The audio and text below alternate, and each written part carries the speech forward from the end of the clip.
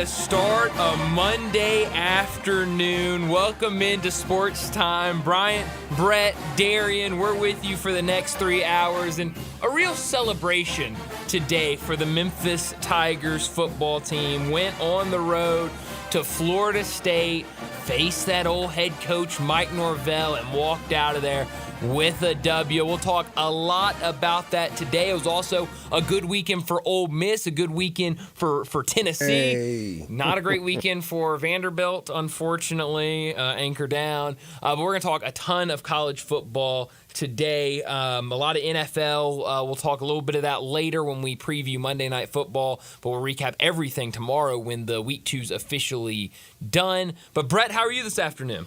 Brian, I'm doing well, and what a way to start. All the way through with the Tiger Fight song after that big win. And here is my big first bold take of the day. The Tigers could play Florida State the next 3 straight weekends, and last Saturday was the least they would beat them by. I like that take. I like it because I didn't think Memphis played their best game by any stretch of the imagination. Played good. Sure. Played sound. Sure. Kept it kind of between the ditches. FSU lost to Georgia Tech by 3. They lost to Boston College by 15. They lose by 8 to Memphis. That's the least amount Memphis could have beat them by on Saturday, or if they were to play the next 10 Saturdays in a row. And I will always in that kind of game, and that was my feeling in all of our predictions and all our comments about it, I'll take that quarterback for Memphis over that quarterback for FSU every single time. Yeah, no, I mean Seth Hennigan, when you have a guy that has been there for 4 years and as talented as he is, I'll take him. For most teams, I would take Seth Hennigan, but definitely Saturday in that matchup, DJU had another game where he wasn't very sharp, and then when he would have good plays and he would look good, I mean there were a couple of plays that he'd drop back and he would look like a really good quarterback. And he'd throw in his receivers, it would hit them right in the numbers, and they'd drop it. I mean, if it wasn't one thing, it was another for Florida State pretty much all day on Saturday.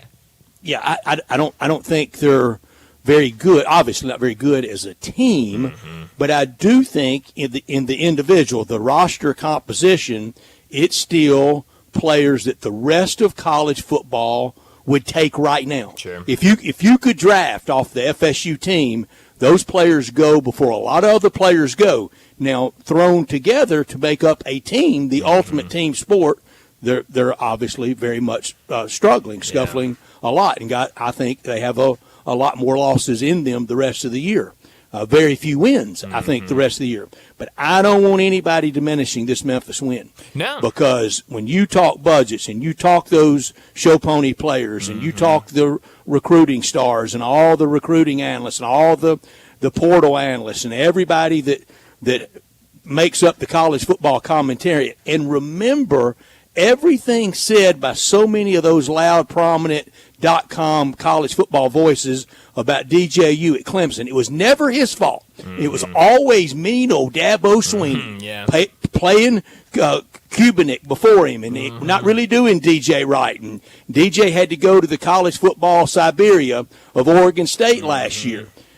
I contend Oregon State would have been better last year with somebody different than him. And that coach got out of there to a better job to Michigan State just off what he got out of him.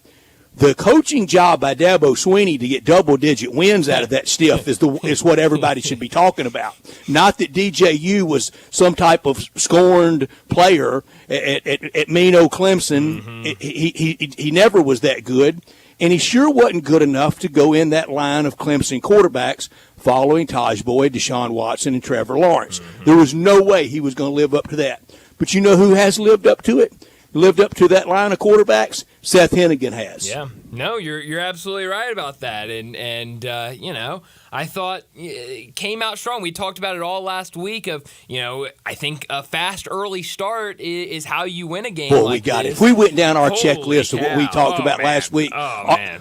Brian, our give and take, Darian, Connor, everybody, every guest we had on, and we had a dedicated Tiger guest every single day last week to talk about that big game. if we went down the wish list of just how, if we were writing a Hollywood script of how it starts, and then to keep it going and not hang on at the end, but needed, I don't think it was ever any chance of FSU coming back. Right. Tigers left some points out there, as we talked about, but we really did. We almost scripted that thing out perfectly. And while the rushing attack for neither side was prolific, right, especially for FSU, they can't run it a lick. But Memphis, in goal line, in short yardage, what Brandon Thomas did was some big time, bow it up, bucket off that right side, straight ahead, don't dance, don't waggle a lick, run right where the play is being blocked, and run tough, and he did. Oh, absolutely. I think this new role that they have for Brandon Thomas, a guy that has been around this program for a while, you can go back and talk about the injuries he suffered and really everything that has gone on throughout his career, but now they have found this role for him as kind of that short yardage goal line back, and, I think a guy like that who's been around for a while and at one point was the starting running back for this team could very easily say, no, I do not want this role, but he has taken it very well and has thrived. And I mean, what was it last week against Troy? 2 carries for 3 yards and 2 touchdowns. Not many running backs in the country would be fine with that stat line, and he is very okay with it. And came up huge against Florida State, 5 carries for 12 yards, but those were 12 massive yards and 5 massive carries straight ahead. And I mean, it was all business. Now the FSU defensive line, I think it is all that. Well, that's the best it's looked all season. I think it'll only get better. And the best it looked all year, I agree with that.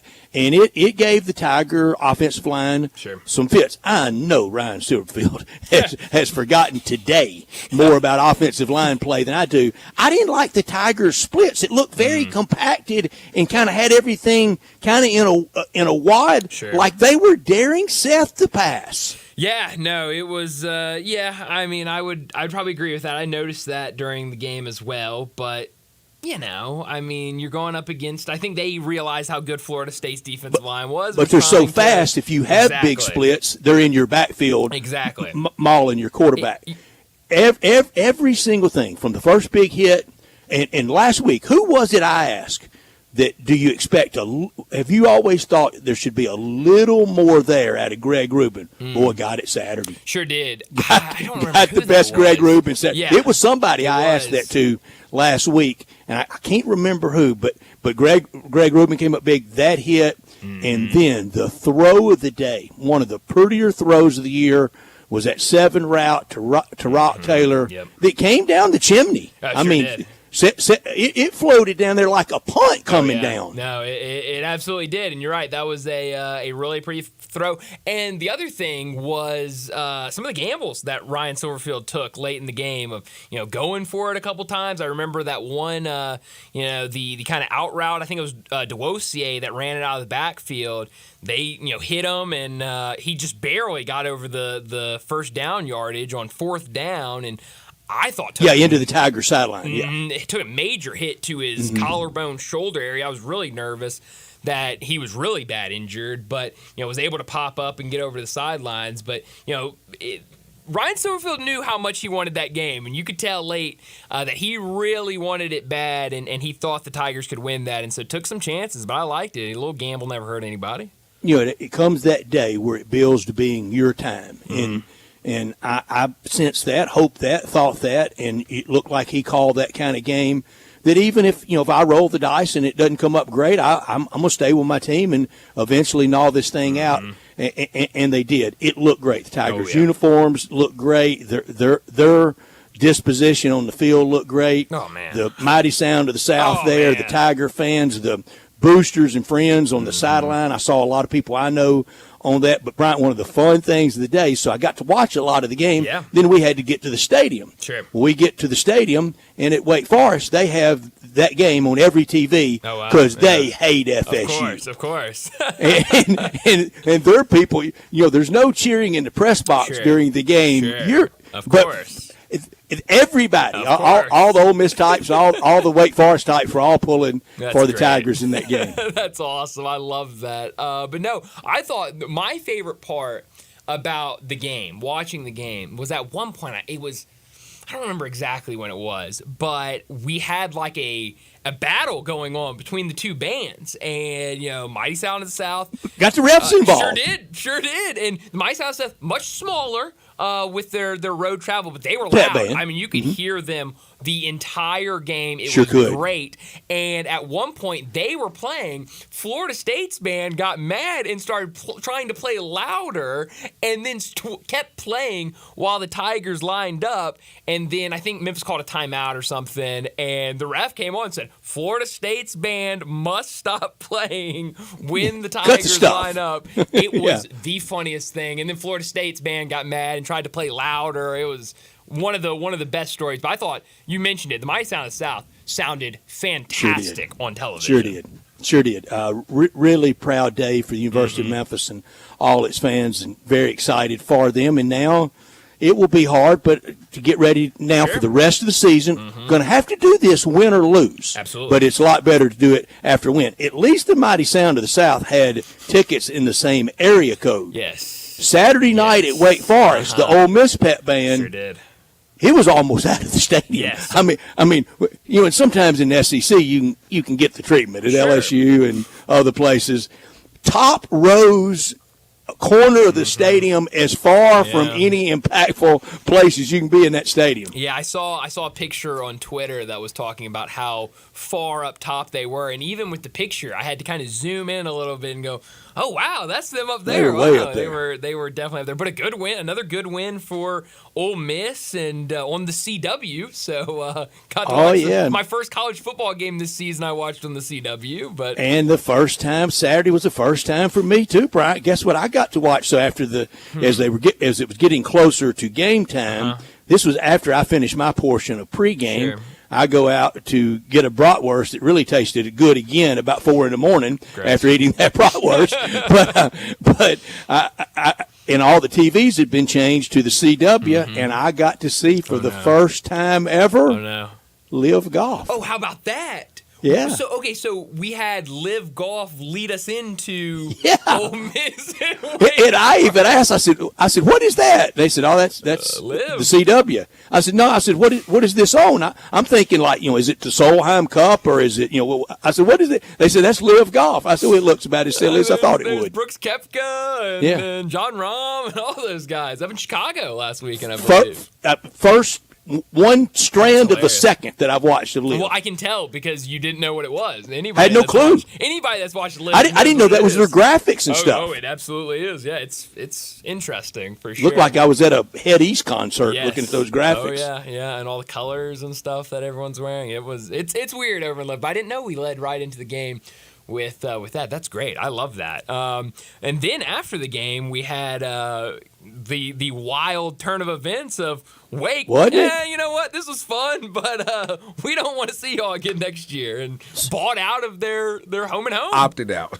Yeah, so I'm waiting on Coach Kiffin and Kyle Campbell at Sports Information said it's going to be a few minutes. He's meeting with Keith over an issue, and I thought it might be travel, get back. And I think that was it. Wake Forest pulled the plug on next year and returning the game to Oxford. So now in a scramble to find an opponent for next September. Insane. But hey, I guess good for Ole Miss in that aspect. John Curry, don't ever stop being the squirrel you are. That's right. Yes. Insane. But that was one of the weirder storylines of the night. Kind of we were going into kind of the later portion of the games at night, and I just see tweets start coming out from everybody with Ole Miss of Wake Forest buys out. I'm like, what is and how about going the on? Florida fans' response to that? Well, he's not going to be there next year. Florida, go ahead, load that boat as full as you can get it, and then after you hire somebody else, to tell everybody we didn't want him anyway. Exactly. That's we got who we wanted. That's right. Oh, we never called him. We never even wanted to reach Check out. with Auburn fans about it.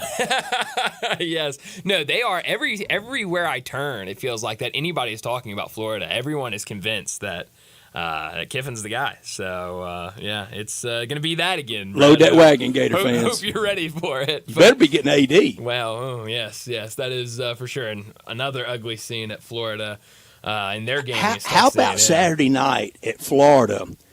a Billy Napier public service ad comes on the Jumbotron on, drinking and driving, don't drive drunk, be responsible, and gets booed unmercifully during that. Brett, I think one thing that we can all come together on is not drinking and driving, but I guess when it's Billy Napier up there, things are different. Okay, maybe not an overwhelming ovation. Sure. It doesn't really deserve an overwhelming ovation. I don't know how many places I've been where the drunk driving ad with the coach comes up and everyone goes, "Oh yeah." Yeah. I don't know that it needs a standing O, but I don't even know if it needs a polite golf clap. No. But does it deserve being booed?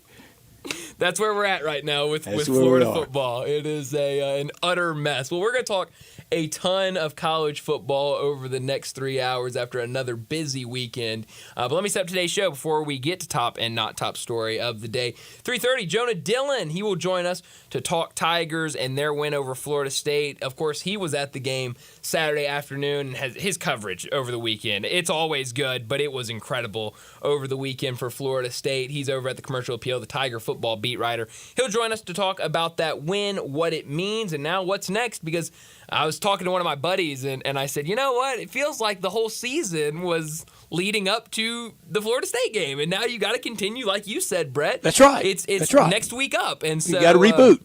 Exactly, and so we'll talk to Jonah about what's next with this game against Navy this week. In 3:45, we'll talk the national scene of college football, some big-time games over the weekend. Some teams bouncing back, some teams getting big wins that they needed. We'll get to all of that at 3:45. 4 o'clock, David Cobb from CBS Sports will join us. We'll talk a ton of college football and what happened over the weekend with him. At 4:30, we'll get to our Sissy's Log Cabin, look back at the weekend in the SEC. 4:45, big number of the day. 5 o'clock, we'll talk more about the Tigers' win over Florida State, our takeaways from the game, what it means, and a look at the rest of the season for the Tigers. 5:30, we'll get to our Monday Night Football pick and preview the final game of the week in the National Football League, and also our big four quarterbacks for both Atlanta and Philadelphia. And just like last week, this list combined. So, 4 from one team. It could be all Eagles. Exactly. It could be one Eagle and 3 Falcons. Yep, so we'll see where we all land on that. Excited for that. Then 5:45, we'll wrap up today's show like we always do with Crunch Time. Let me remind you, we're in our Family Leisure Studios where family and fun come together. The world's biggest spa sale. It's going on now at Family Leisure. Save thousands on in-stock hot tubs ready for delivery. Spa starting at $28.99. Cold plunges starting at $39.99. Swim spa starting at $17,499. Special financing, it's available. And don't forget about the huge discounts on all in-stock above-ground pools and all patio furniture. It's priced to move. So head out to Family Leisure, 2120 Whitten Road, just north of I-40. He's Brian. I'm Brett. Darian Newsom, our producer. We're with you till 6 o'clock tonight. We want you to be a part of our show by texting or calling 901-360-8255. That's our Sissy's Log Cabin text and talk lines. All our guests will appear on the Sissy's Log Cabin guest lines at 901-360-8255. Thank you so much to Family Leisure. As always, we're in our Family Leisure Studios, and as always, this hour brought to you every day by Lexus of Memphis at 2600 Ridgeway and online at lexusofmemphis.com. Great offers on all 2024 models and always special leasing options. Drive in luxury and confidence knowing that every new Lexus comes with complimentary first and second maintenance services. Call them at 901-334-9673, but stop by the one and only Lexus dealership in town at 2600 Ridgeway and put yourself in the driver's seat of the all-new 2024 flagship LS500, and you'll be looking and you'll be driving in style. When you purchase a Lexus, you get top-of-the-line engineering and design, and they make for the luxury driving experience. Online at lexusofmemphis.com. Experience amazing at Lexus of Memphis. Top story of the day. Well, my top story of the day has got to be Memphis's win over Florida State to get the day started. And boy, was it a fast start for Memphis. Florida State gets the ball first, and before you could even really sit down, the ball's knocked out, fumbled, it's recovered. I believe it was Chandler Martin on the fumble. Arguably should have been scooped and scored. It should have, and wild if you're watching the game because it was punched out so hard that the ball left the screen so fast that you really didn't know if it was a fumble. What's or going on not. here? While you're watching, I saw everyone start running. I was like, "Ball's out! Ball is out!" And I was sure still enough, just rejoicing the DirecTV ESPN come well, together. And that might have been that should be big. Your top story, not top story, big number of the day. What we learned. I mean, that coming down to like 8:00 Saturday morning. Everything was beautiful. I mean, that was the news of the day for sure. But it made a lot of people happy so that they could watch this game because it was pretty much all Tigers. Florida State tried to make a comeback late, but it really never felt like they were going to be able to win that game. The Tigers put up 10 points in the second quarter, added a touchdown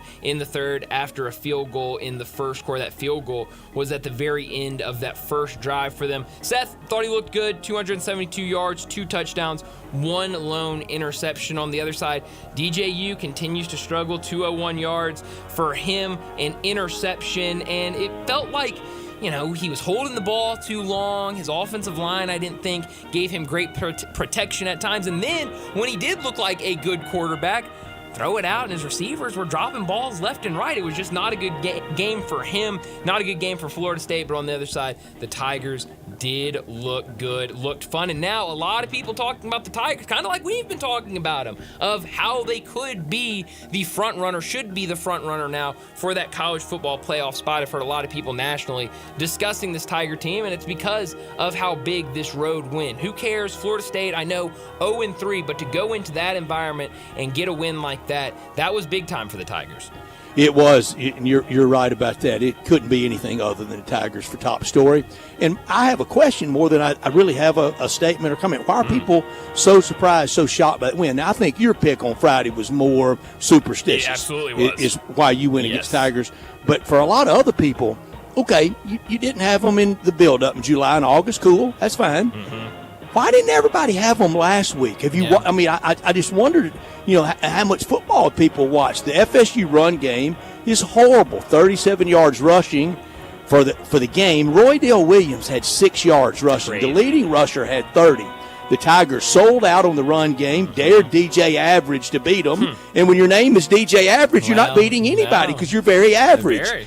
And remember all the people after Dublin still willing to let their eyes deceive them. It really is not DJ. That's right. I mean, he's really not the problem. Yes, it is. Oh, yeah. He's one of the bigger problems. The offensive line's porous, but DJU is not very good. But he was a pawn in the Dabo game. There's 3 coaches that all the cool kids hate.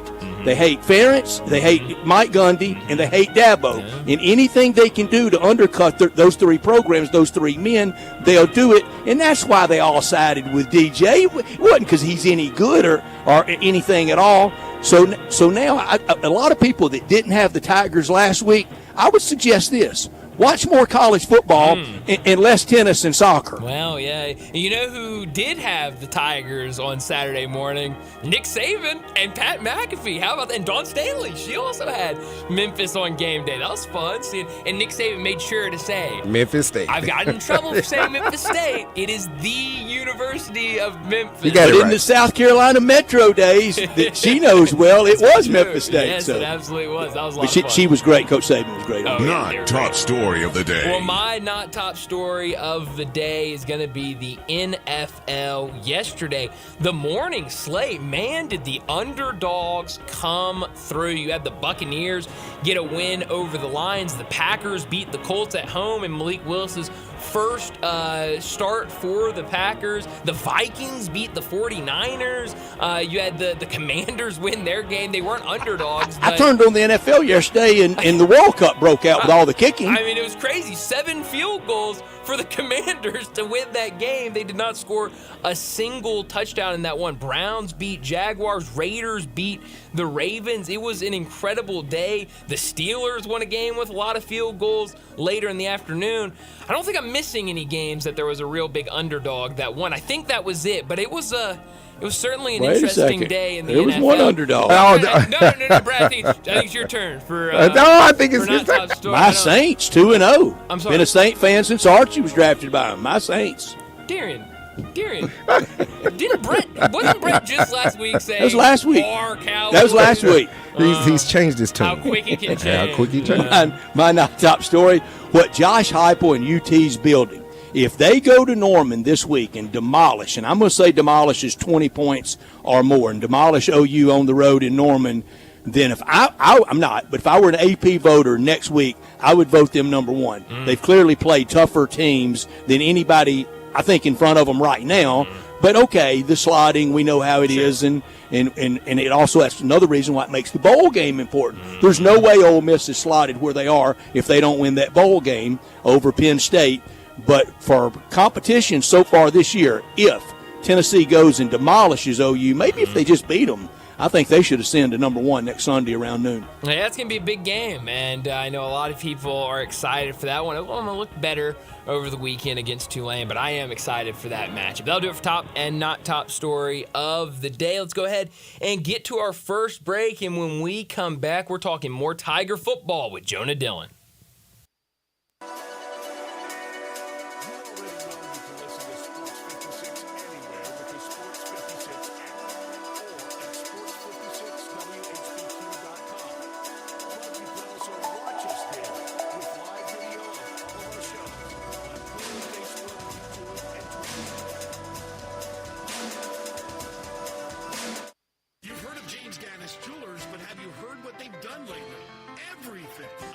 Selection of diamonds and jewels, gold, silver, and much more. Lots of watches, tons of custom-made jewelry, fine gemstones, bracelets, necklaces, so many choices.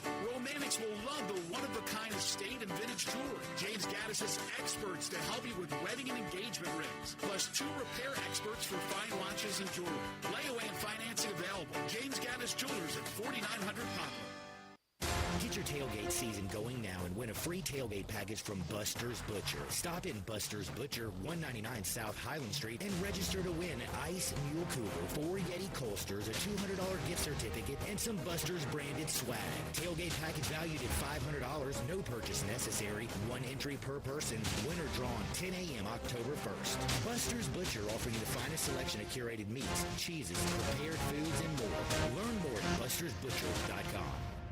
Ulta Beauty's 21 Days of Beauty event is back. From now until September 19th, score over 200 daily beauty steals at 50% off in every category. And check Ulta.com daily to get them all before they're gone. Take 50% off bestsellers from brands like Estee Lauder and Supergoop. Plus, say hello to new finds from brands like Dyson and Sol de Janeiro. And Ilia is now at Ulta Beauty in select stores and online. Shop in-store at Ulta.com or try pickup today. Ulta Beauty. The possibilities are beautiful. Conditions apply while supplies last.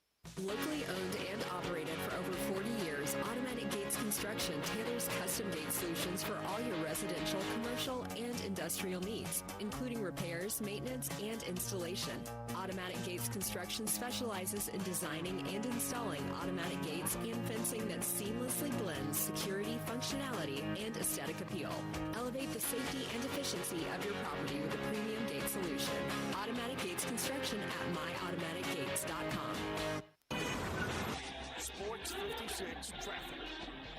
Good afternoon. Not too bad right now on the major outbound routes. It's trying to pick up from time to time over here in the Midtown area, going southbound on 240 as you come past Lamar, headed on down south of Memphis into DeSoto County. That's still looking good on 55 southbound. Not bad at the moment on 240 getting onto 385 Billboards Parkway going outbound. Hey, don't miss the Paul Prince Party. It's coming up on September 28th at the Humane Society of Memphis and Shelby County.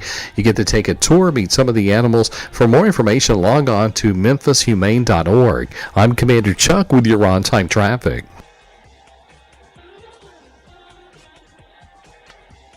Now back to Sports Time on Sports 56 and 95 FM. This hour is brought to you by Lexus of Memphis. Here are your hosts, Brett Stacks, Norsworthy, and Brian Gates.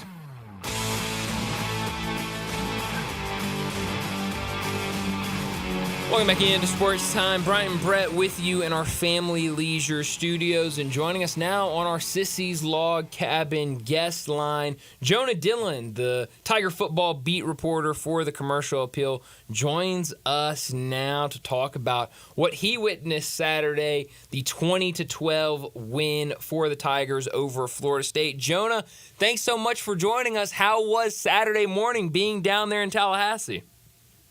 It was quite an experience. It was pouring rain on Friday when I got there, Saturday morning, and it all cleared up, I think, about 2 hours before kickoff. And it was a nice Florida day after that. And then it was quite a day for Memphis, and really like for the history and the future of this football program. It felt like a monumental day. That's exactly what Ryan Silverfield called it afterwards. Jonah, I think it was, and how you captured it and covered it for us, the reader, whether it was with social media or your game story or everything that you did around it.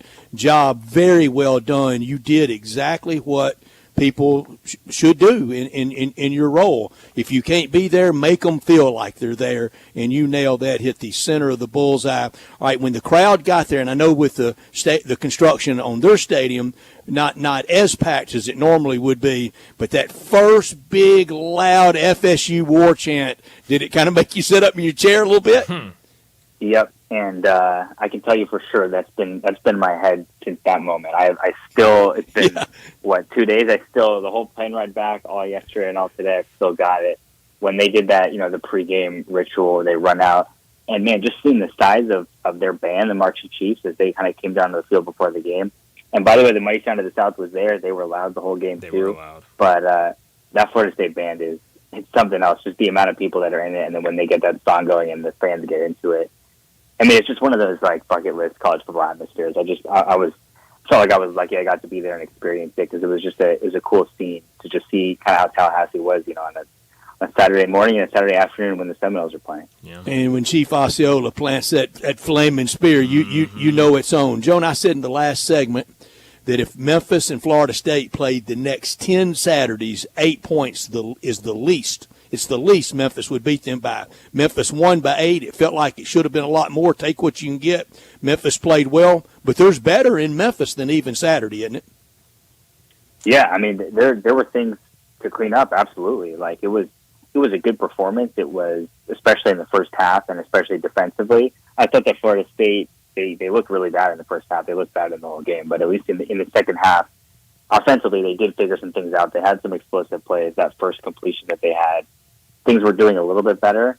But yeah, Memphis went in there and was the better team. I think that's the top story, is like, this wasn't a fluke. This wasn't something crazy happened at the end. We see games like that all the time in college football. This was Memphis went in there, was the better team, and Florida State punched back in the second half, and Memphis outlasted them. Yeah, absolutely. Well, Jonah, last week we talked a lot throughout the week about a fast start for Memphis, whether they get the ball first and try to drive down and put points on the board, or if they start on defense and get a stop. Well, Memphis did just that on Saturday with a fast start on defense. They get the punch out. Chandler Martin recovers the ball. How big was the defense on Saturday? It was huge. I mean, what they've done this season has just been remarkable, really, because it's a total 360 from last season when it was the offense carrying the defense, and now it's the defense that's the strength of this team. Like you said, it started 2 plays into the game, immediately forcing a turnover, and then just taking control. And then it ends in the fourth quarter, right? Florida State gets the ball back there with about 2.5 minutes left in a one-score game, and they have a chance to go tie the game, and they have all the momentum at that point. And Chandler Martin gets a sack on the first play, drives them back, and that drive went so far backwards they had to punt, which would have been shocking if you said at the beginning of the drive. It was amazing that they were able to take control of the game in the way that they did, and that's got to be the thing if you're a Tigers fan that you're most excited about as they go through the rest of the season. And you tweeted from the press conference day there are some wins that maybe last past the 24-hour mark, and I think that's acceptable and normal. But at what point this week does Ryan Silverfield, you have to go in and turn the desk over and go crazy, but okay, guys, we got to think about going to Annapolis Saturday. That's the next one ahead. Yeah, well, he said it was when the plane landed. I don't know if you saw, there were some videos of Tigers fans at the airport actually on Saturday to greet them, and it was obviously really cool to see that. But he said, look, they landed, and he said, okay, we beat Florida State, and now we got to focus on Navy. And the reality is Navy is one of those teams where you need to do a lot of things different than you normally would when you're going to play against them, especially playing against their offense. And it takes more time. Last season when Memphis played Navy, it was a short week on a Thursday, and you could tell because they weren't super prepared for what Navy was doing. They had problems tackling, and that was a really close game. And so this is the kind of game that they have to be ready for, they have to be prepared for. And look, this is the conference game. Like Seth Hennigan said it after the game. Even with how big the win over Florida State was and how important it was for the program, it doesn't mean anything in this conference race, and it doesn't mean anything in what they need to do right now to get to the college football playoff. Well, you mentioned that conference slate. It begins Saturday with Navy, and you've got one more non-conference game after that, and then it's all conference. Based on what you've seen around the American, what team gives you the most worry? What team do you think will be the toughest test for Memphis? Yeah, I still think Tulane is the one that I have kind of had my eye on. I think that John Summerall is somebody who's been very successful in the past, and it's not like this is one of those programs where you're expecting it's going to be a multi-year rebuild, and it looks like they found a quarterback in Darian Mensah, at least in the Kansas State game, played well. The question is, can they sustain it, and how will they do when they get to conference play? There's some other teams. South Florida, I think, still is a team that could give Memphis some problems. We saw last season what their offense was able to do. They're really dynamic, and they've got a dynamic quarterback in Byron Brown. UTSA has struggled to start the season. So, to me, it's South Florida and Tulane. Obviously, the Tulane game isn't going to come until Thanksgiving, so you got to kind of set that to the side for now and worry about it when you get there. South Florida is going to come a lot earlier. And then by the end of the season, we'll have a better idea of these other teams, kind of where they are. Jonah, I was prepared on this day, if the Tigers came up a little bit short, to say this, and now I will say it in victory. It changes not one thing for the Memphis Tigers in goal, and that's to be in the college football playoff as the G5 representative, as champions of the AAC. It win or lose, it changes nothing. It's still ahead of them. And a big first conference game this Saturday. Yeah, well, first of all, I should have said this right off the bat, but we got to give you credit for predicting this, not just last week, but all the way back into the summer. Maybe I forget when the official pick was made, but it was a while ago. So we got to give you credit for that one. If we're scoring at home, I gave it to you at AutoZone Park on Monday night, July 1st, when who threw out the first pitch? You were there to go. Zach Eady threw out the first. Yeah. Yeah. Okay. So, yeah, of course, I should have known that you were going to remember that too. I don't know why I was trying to think about when it was. So there you go. So you were ahead of it, and you were ahead of that. Look, at that point, right? Florida State was number 10 in the country. So that was not the team that we saw on Saturday. At least not what we were expecting. Yeah, it's a big win. The thing is, in terms of the college football playoff, you gotta kind of set it aside and think, okay, we're going to know how much this game mattered at the end of the season. We don't really know now, because in terms of the strength of your resume, it's going to depend on what happens to Florida State the rest of the season. And so that's why, if you're a Memphis fan, you're probably going to be interested in how Florida State does. And really, you should probably be rooting for them, because if Florida State does manage to turn this around, and look, based on what we saw on Saturday, there's really not a lot of indicators that that's going to happen. But if they can do that, win 7 or 8 games, this is going to look a lot better for Memphis than it maybe does now. And when you're stacking up resumes with a group of 5 teams, potentially group of 5 champions in December, it could matter. But for now, if you don't win the AAC, it doesn't matter. It doesn't matter at all. And so you got to put that to the side and think, we got to just focus on this conference, and then we'll see how much this matters, and we'll see what these other group of 5 teams do when we get to December. Jonah, as you know, picks come and go, and I got lucky on this one. But now, and this is always a lot more fun to assess and have analysis on after a win. But the hard assessment, if you're looking at this team kind of through the coaching prism, okay, 3-0, but this really has to be addressed. This has to be battened down. What's the area of the team that would probably most concern you sitting at 3-0? Yeah, there's a couple things offensively, I think. Again, if you had asked me this a couple weeks ago, are we going to be talking about the concerns and it's going to be the offense? I would have said, I don't know. I don't think you follow this team, right? Mm-hmm. So, look, the offense, they've done enough. And that's even what Ryan Silverfield said on Saturday. He said, look, they made enough plays to help us win. And that's true, especially that first drive of the second half. But when they went up 20-3, they didn't score any points after that. Now, they moved the ball in that last drive, the second to last drive, to kind of take time off the clock. Greg DeLozier had that 4th down conversion, which was a huge play. Mm-hmm.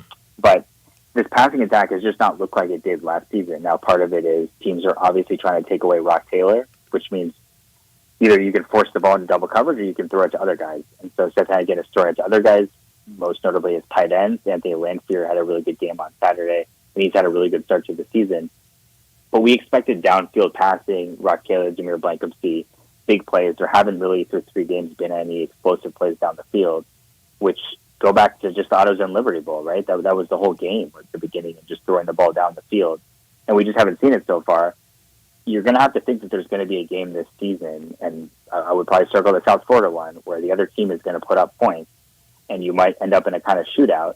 Now, you would have expected at the beginning of the season Memphis would have no problems being in a shootout and winning it, but now you got to think, okay, when they're tested in that kind of a game and the defense can't hold the other team to 20 points or less or 15 points or less, can you go toe-for-toe against some of these offenses? And based on what they've done so far, we haven't seen it yet. Obviously, we've seen it in the past, so we know they have it in them, but that would be the thing I would be thinking about kind of in the back of my mind as they go into the conference season.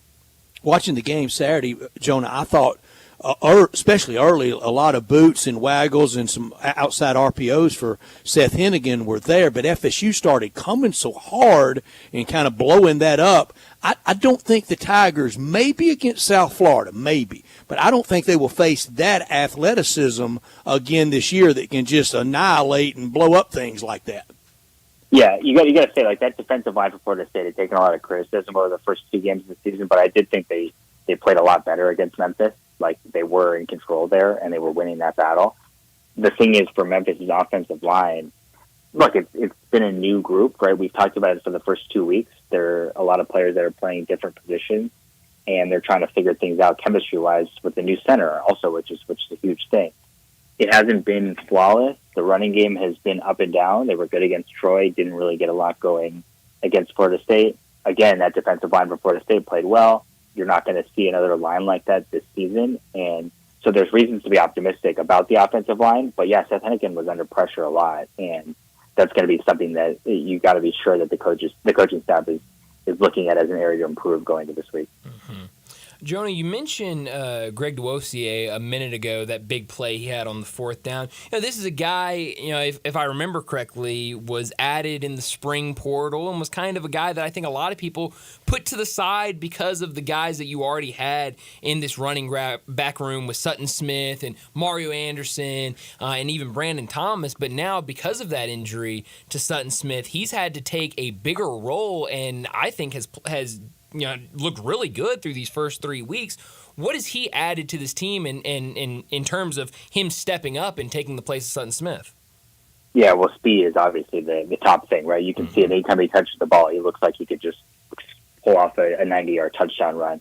And, yeah, they needed somebody. Sutton Smith goes out, and he's out for the season, which is, I think we'll go back to it a lot this season, but it's just a huge blow in terms of in terms of what the kind of player that he is, because you can bring in the next guy, and obviously they'll talk about next man up mentality, but he's just a unique player. There's no other player on this roster, and to be honest, there's not a lot of players in college football that have the skill set that he has. The question this season was obviously going to be, can he put it all together? There were a lot of indicators to suggest that he was, and this could have been a breakout season. So, we set that to the side, obviously. Greg Duosier comes in as somebody who was going to be behind him on the depth chart and behind Mario Anderson, and now they need a change of pace back because Mario Anderson, who should be credited for he can do other things. He's not just a run between the tackles kind of guy, but they want to change of pace. Somebody they can spread out, throw screens to, right? He had a touchdown catch on Saturday, Greg Duosier. So he's going to be involved, and I think he's going to play a lot. He's going to do a lot of the things that they had lined up Sutton Smith to do. Now he's not the same player, but he can do some of the change of pace, speed things. We've seen him be able to catch the ball out of the backfield and line up as a receiver, which is going to be important in terms of being able to show defenses different looks. And I would expect him to be really heavily involved for the rest of the season. Jonah, I know you're heading over to a media availability for Arkansas Athletics Director Hunter Yurchek in town speaking tonight. And I want you, it's probably on your list, but I want you to ask him this question, if you would, for me. I'm sorry I can't be there at 5:15 when he's meeting, but ask him with last week's really historic, breathtaking announcement by St. Jude and what they're going to do with the game in October and what they want to build kind of into a Maui Classic type thing, like the old Great Alaskan Shootout, and kind of have their tournament, like all those fun tournaments in November and December. Ask Hunter Yurchek if he would team up with Dr. Scott and the University of Memphis and Arkansas annually be part of the backbone of that event to help this area. Yeah, I mean, and that leads into what was obviously is a major question for Arkansas, which is, are you going to play Memphis in men's basketball, right? Because that already would be a big deal, and now John Calipari is the coach, so it's an even bigger deal. And like, that's just one of the top things fans are interested in. Obviously, Memphis is interested in it; they want it. Memphis got to play Arkansas last season in the Bahamas, and that was a big deal. And hopefully they can figure out a way. There's so much that goes into these scheduling decisions. And obviously another question as it leads into is the Memphis-Arkansas football game, right? Because Arkansas is going to come to Memphis next year and play at a stadium that's going to seat maybe 30,000 people. Yeah. Yeah, and so while that's on my list too, right? But yeah, so there's a lot. But, these two schools playing each other, it's really important to Memphis and to Memphis fans. And I'm sure people at Arkansas understand that. They've got a lot of things to go through. But yeah, I mean, it would be, if they can grow that thing, the St. Jude Classic, into something else and something like what you're talking about, it would just be huge for the city, and it would be huge for St. Jude, obviously, and it would be really cool to see. Yeah, it absolutely would be. Jonah, as always, thanks so much for joining us, and we'll talk to you again next week. Yeah, thanks for having me. Thanks, Jonah. Thank you, Jonah. Jonah Dillon joining us, the Tiger football beat reporter for the Commercial Appeal, recapping everything that happened down in Tallahassee as Memphis gets the win on the road over Florida State, but also previewing this week the first conference game of the season for Memphis against Navy. But let's go ahead and get to a break, and when we come back, we'll talk about what happened on the national scene over the weekend in college football. We'll do that next on Sports Time. Start your day with Sports 56 Mornings with Greg Gaston and Eli Savoy. Weekday mornings from 7 to 10, right here on Sports 56 and 98.5 FM. Need good food fast? You need 901 Eats to Go in Bartlett. Meat in two sides, chicken wings and tenders, cheeseburger, Philly cheesesteak, even catfish, plus sides and drinks. 901 Eats to Go has everything you want when you want it at prices you can afford. Call 901-417-8232. Pick up, DoorDash, Uber Eats, or online at 901eats.com. That's Eats with a Z. Delicious and convenient. 901 Eats to Go. 3135 Kirby Wooden Road in Bartlett. Good food fast. Family Leisure is having the world's biggest spa set. It's happening right now. You can save thousands on in-stock hot tubs that are ready to be delivered. Family Leisure has spas that start at just $28.99. You know those cold plunges? You can get one for yourself starting at $39.99. Or how about swim spas? They start at $17,499. Plus, Family Leisure has set up special financing just for this event. Have you been sitting on the fence about an above-ground pool? Get off that fence and get to Family Leisure to take advantage of huge discounts on all their in-stock above-ground pools. And if you need some patio furniture, it's all priced to move out now. It's not too late to have some summer fun, courtesy of Family Leisure. But you better hurry up. The world's biggest spa sale might go on forever. Family Leisure, Whitten Road at I-40. Family and fun come together. Looking for an engagement ring that will really knock her socks off? You need to be at Genesis Diamonds. It's such a privilege at Genesis Diamonds for us to work with the world's finest designers, to be able to offer brands like Tacori and Verragio, and we're excited to be able to do something like this.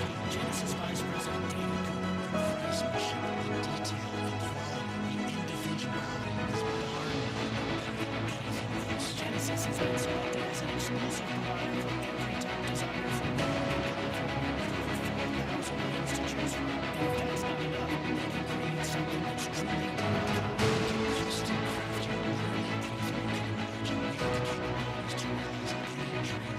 These are never stars we call new. We've been doing it for 5 years already. So don't settle for a read. Stay design. You deserve. I'm David Cooper from Genesis Diamonds, and I'm excited to see you show. It's extended. Make your next grill your last with a Big Green Egg.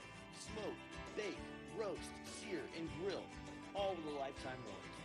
Save money on fuel, eating out, and replacing expensive grills that cannot match the flavor of the Big Green Egg. Ready to cook in only 10 to 15 minutes with temperatures below 200, above 700, and anywhere in between with ease. Change your at-home cooking experience for life. Go to shop.biggreenegg.com. Monday Night Football on Westwood One. Hall of Fame quarterback Kurt Warner and I are set to bring you the action between the Falcons and the Eagles from Philadelphia. Philly with Saquon Barkley, the running back, now sparking the offense. They return home after a big win in Brazil over Green Bay. Now they host Atlanta, looking for their first win with quarterback Kirk Cousins. Join us on Monday Night Football. Right here on Sports 56. Vanguard is 100% client-owned, serving over 50 million investors every day. Whether you're planning for retirement, putting your kids through college, or saving up for your next adventure, Vanguard can help you set personalized investment goals.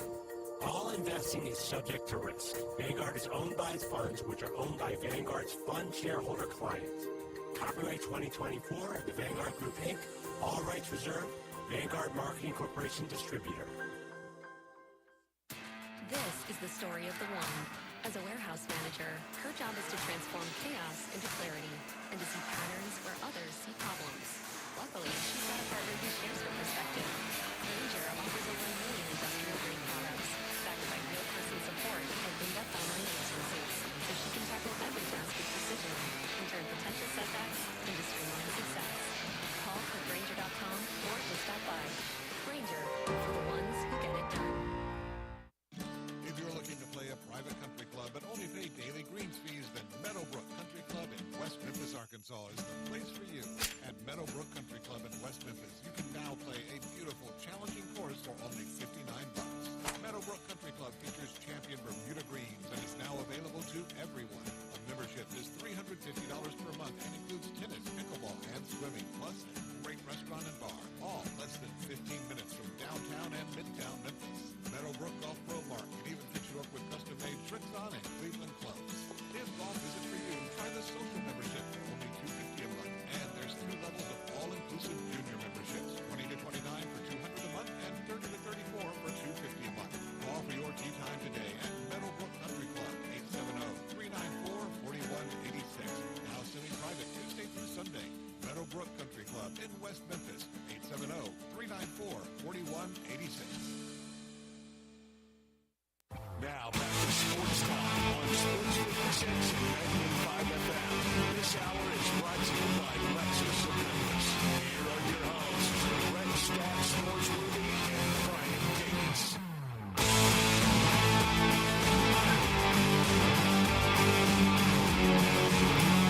Well, it was a busy day Saturday in college football, and even before then, we had some fun games Friday night and even Thursday night. But taking a national look, look out for Barry Lamar, Dave Odom's running ribs. I was just about to say Memphis, a big win over the weekend, but another team that has stamped start their scoreboard team, watching yes, and pulling against. And UNLV, their win, a crazy win over Kansas, a game that I didn't know if they were going to pull out. They had to have some magic a couple times from their offense to win that game against Kansas, so that was a big one. But going to the slate Saturday, we're going to try to stay away from the SEC here because we're definitely going to talk a bunch of it at 4:30 during our Sissy's Log Cabin look back at the weekend of the SEC. But we'll also talk a little bit of it with David Cobb in our next segment. Brett, what kind of national scene really stood out to you on Saturday? Oregon getting well in their big game in the Civil War, the September Civil War. That's right. How about for that? them to win. They hadn't played very well the first 2 weeks, and they were able to really roll it up at Oregon State. And the lack of upsets this week. It was a pretty passé week in college football this week. Notre Dame with the get well over Purdue, and I had Purdue as my college football shop. No need to spike the ball too much about the Tigers, do I? Well, I mean, hey, at least you weren't the only one that picked Florida State. But hey, I could say I helped them because you did. That's right. That's right, Darren. And I just got this email. Boy, talking about being on everybody's email list. I get it from bookies.com. Heck yeah. Veteran odds I gotta maker. get on with bookies.com. Veteran odds maker Adam Thompson, who knew, has developed odds as to which team could be next to join the new look Pac-12 conference. They must expand to 8 to maintain FBS recognition, and with the NCAA number one on his list, the Memphis Tigers. How about that? Wow. I know. Ahead of Tulane, ahead of UNLV, Wow. ahead of Gonzaga. Wow. Gonzaga. Go away, How about Gonzaga. that? Yeah, I don't think Gonzaga is going to be a name for the Pac-12. They've already come out and said that playing football is definitely a priority for them. But Big Noon had a whole segment about it, about teams that would be on that list. And Memphis and Tulane were the two main ones that they talked about. So how about that coat Mark Ingram had on Saturday? Man. Red houndstooth. Take that, Coach Bryant. Honestly, it was bright. It looked good, though. But, it was. Yeah, so, I think, and how about that, Brad? I'm glad you brought that up because I saw this earlier, and now let me try to find the exact tweet. But the American and Air Force in conversations about them joining the conference. Pete Thamel sources Air Force has emerged as a serious target to be added to the American Athletic Conference. Air Force has emerged in conversations as a potential AAC ad in recent months prior to the Pac-12 taking 4 Mountain West schools last week. So I don't care who the AAC adds as long as Memphis can get the heck out of there. Yes, I was about to say, especially now that because it's official. After watching some of the Oklahoma State-Tulsa game, Tulsa is officially in that league with Rice, and I can't watch another play in anything the rest of my life. Tired of Tulsa. How about that? Well, yeah. There's a group of them. I don't think it's just Rice and Tulsa. I think we could add some more in there.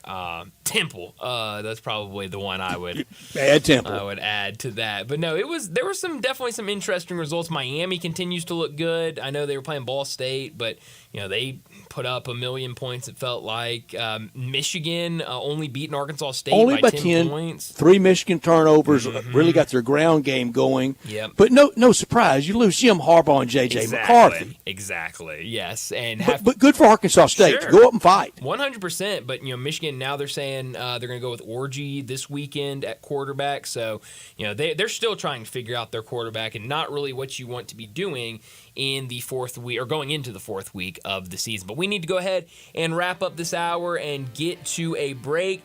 And joining us next, David Cobb from CBS Sports. We'll talk a ton of college football. We'll talk about Memphis' win over Florida State and a lot of the games that took place in the SEC. We'll do that next on Sports Time.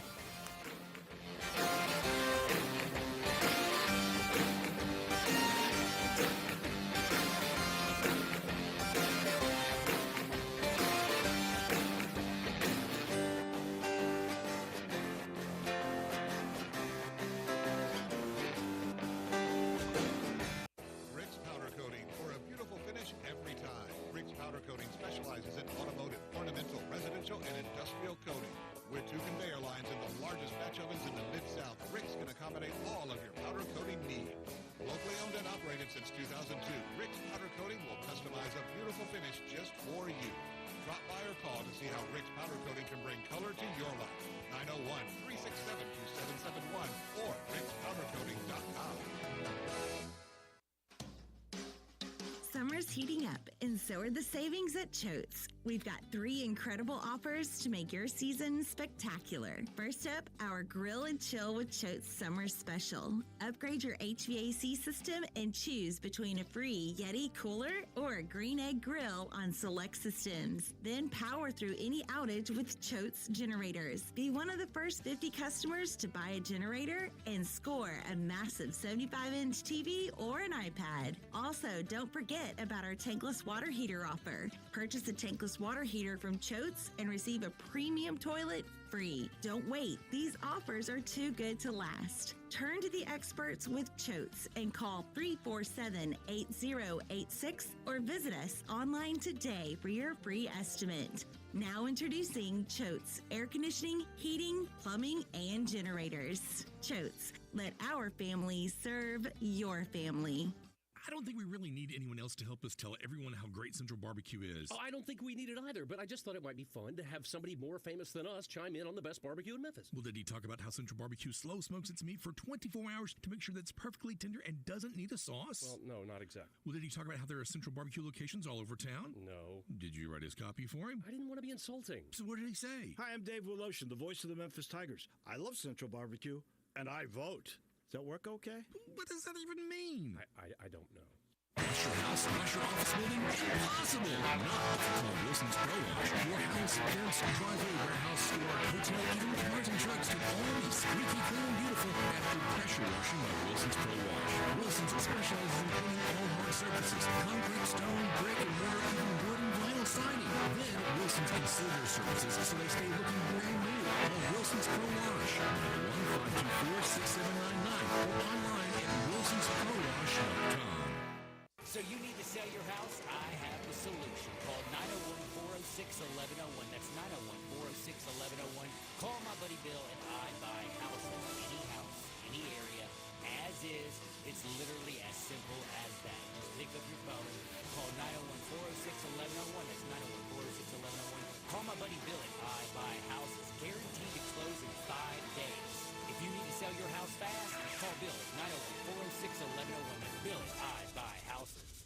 This Sports 56 traffic report is brought to you by Luttrell Belting. They keep you moving. Sports 56 traffic. Good afternoon. It's starting to build just in the last few minutes through the Midtown area on 240 southbound at Lamar. It still looks good at the moment on 385 Billmores Parkway going outbound. Right there when you come off 240 onto 385, it will get busy there probably in the next 15-20 minutes. Weimer's Jewelry, serving the Memphis area now for over 40 years. No matter what the occasion is that's coming up, make sure you check with Weimer's Jewelry first, 7525 Highway 64. I'm Commander Chuck with your on-time traffic.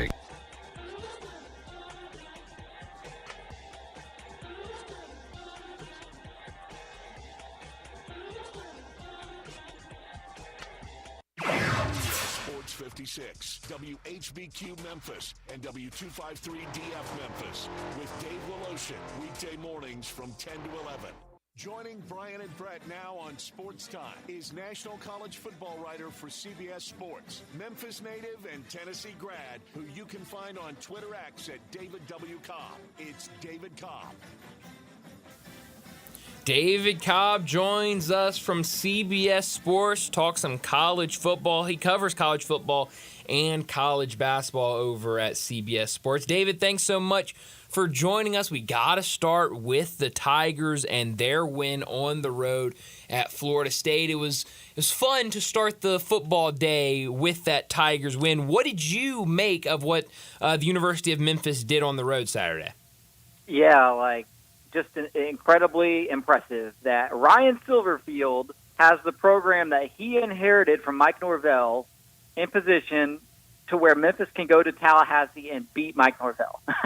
As simple as that. It's incredible. So, obviously, Florida State is down, but what we saw from Memphis in Tallahassee the other day was nonetheless a reflection of both Ryan Silverfield and Mike Norvell's work, the work that they put in, and Justin Fuente's work that they put in.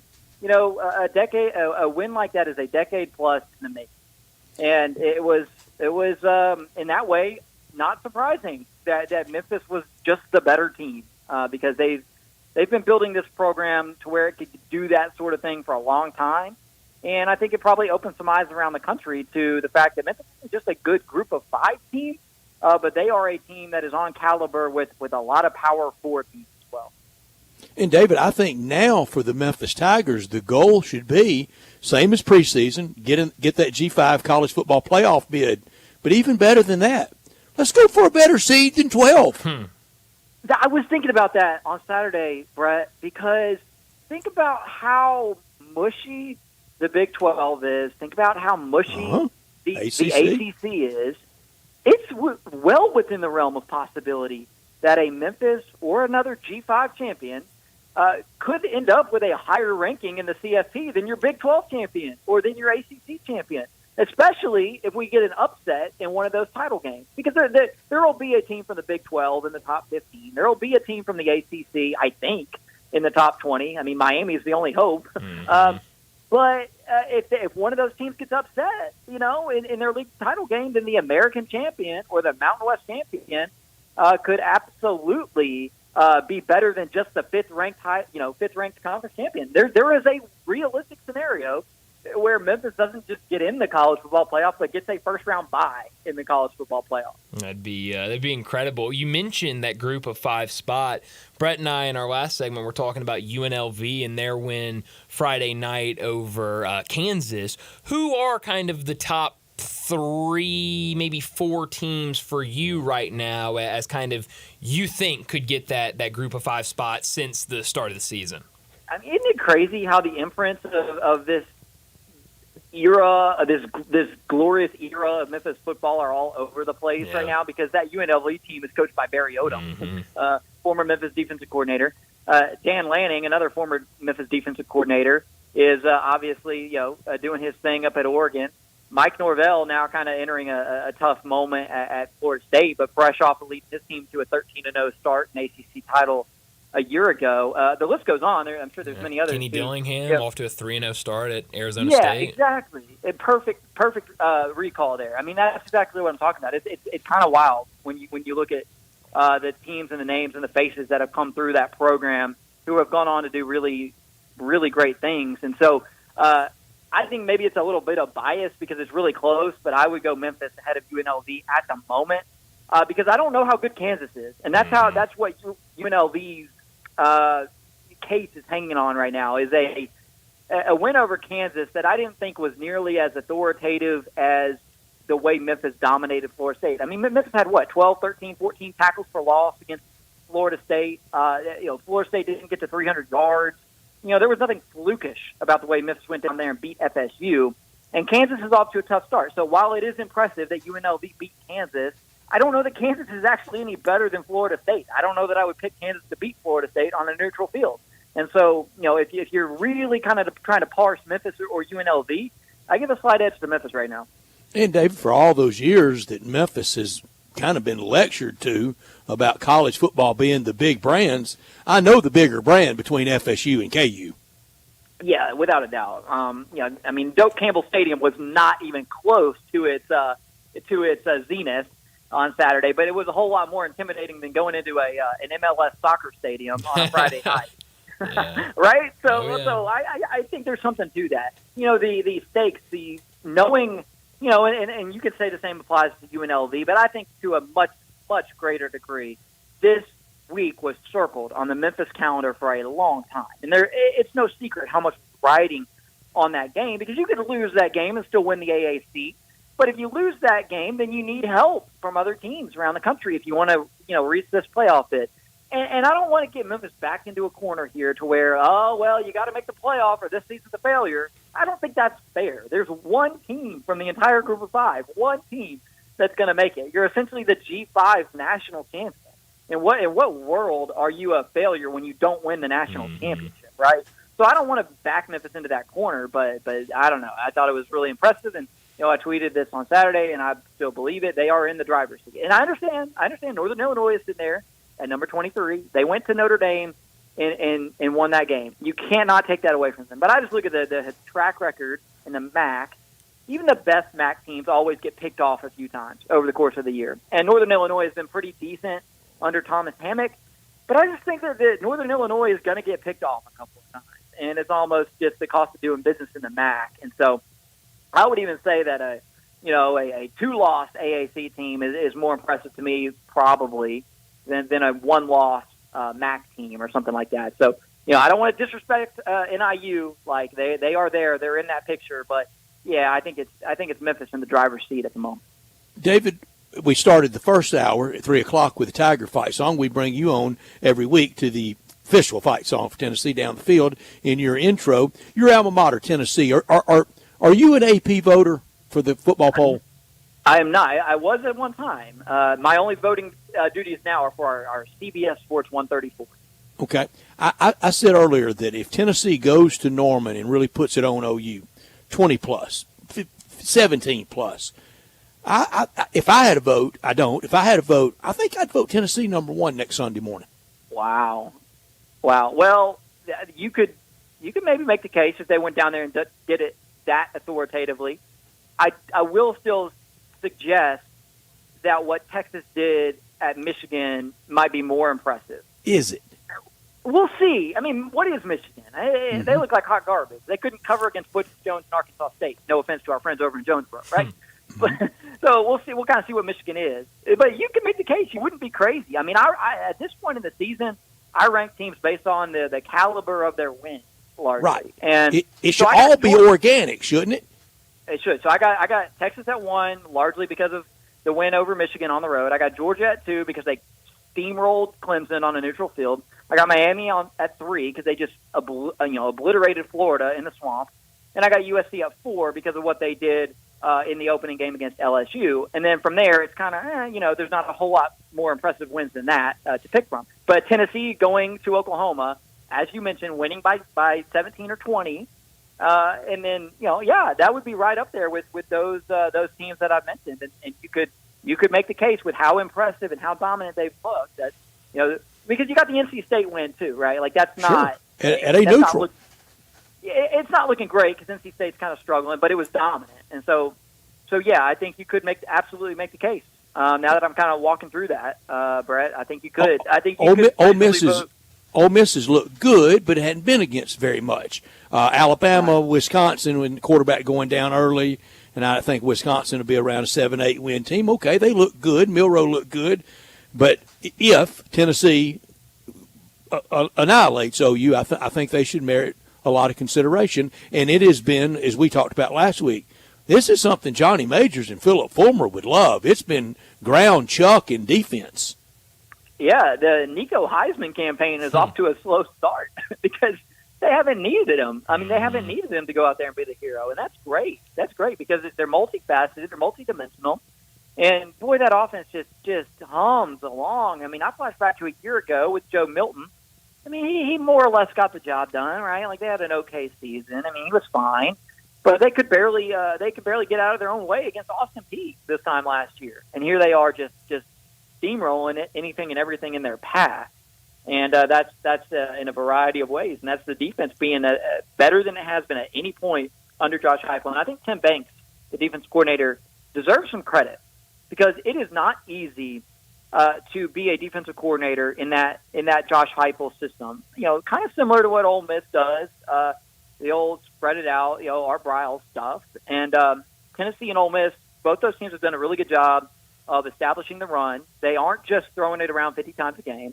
And then they've done what they need to do on their defensive front to give themselves a chance against the very best team in the SEC. And they've done it with continuity at their coordinators. Obviously, Pete Golding at Ole Miss is back, and then Tim Banks has been there for the duration of Josh Heupel's tenure. And at some points, he's gotten a lot of heat and a lot of flack. But Heupel has stuck with them, and I think that's really paid a lot of dividends. Mm-hmm. Talking to David Cobb from CBS Sports, SEC play has already started off with just being super weird. Georgia on Saturday goes on the road to Kentucky after Kentucky got just beat down by South Carolina the week before and only walked out with a 1-point win, 13-12 over Kentucky after really struggling the entire game. They scored a touchdown in the fourth quarter to win that game, but for most of that game, Georgia couldn't do anything. What did you make of that game, and what do you think about this Georgia team after seeing what you saw on Saturday? That first half against Kentucky was as bad as Georgia has played at any point in 2020. Yeah. It was bad. They were 3-and-out in that first half. Could not get anything going whatsoever. The most concerning part about that performance for Georgia was their inability to generate anything consistent in the traditional run game. And part of that was due to their right guard, All-American Tate Ratledge, going down and having to be carted off early in that game. That's concerning for them moving forward. But I'll say this. There has still, through 3 games, not been a touchdown scored against the Georgia defense.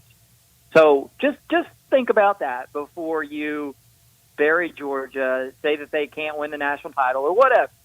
Because as ugly as that game was, their defense has still not allowed a touchdown. Kentucky kicked 4 field goals in that game. And remember that a year ago, Georgia had clunkers in September against South Carolina and against Auburn. And a couple of years ago, they almost lost a very similar game on the road against Missouri.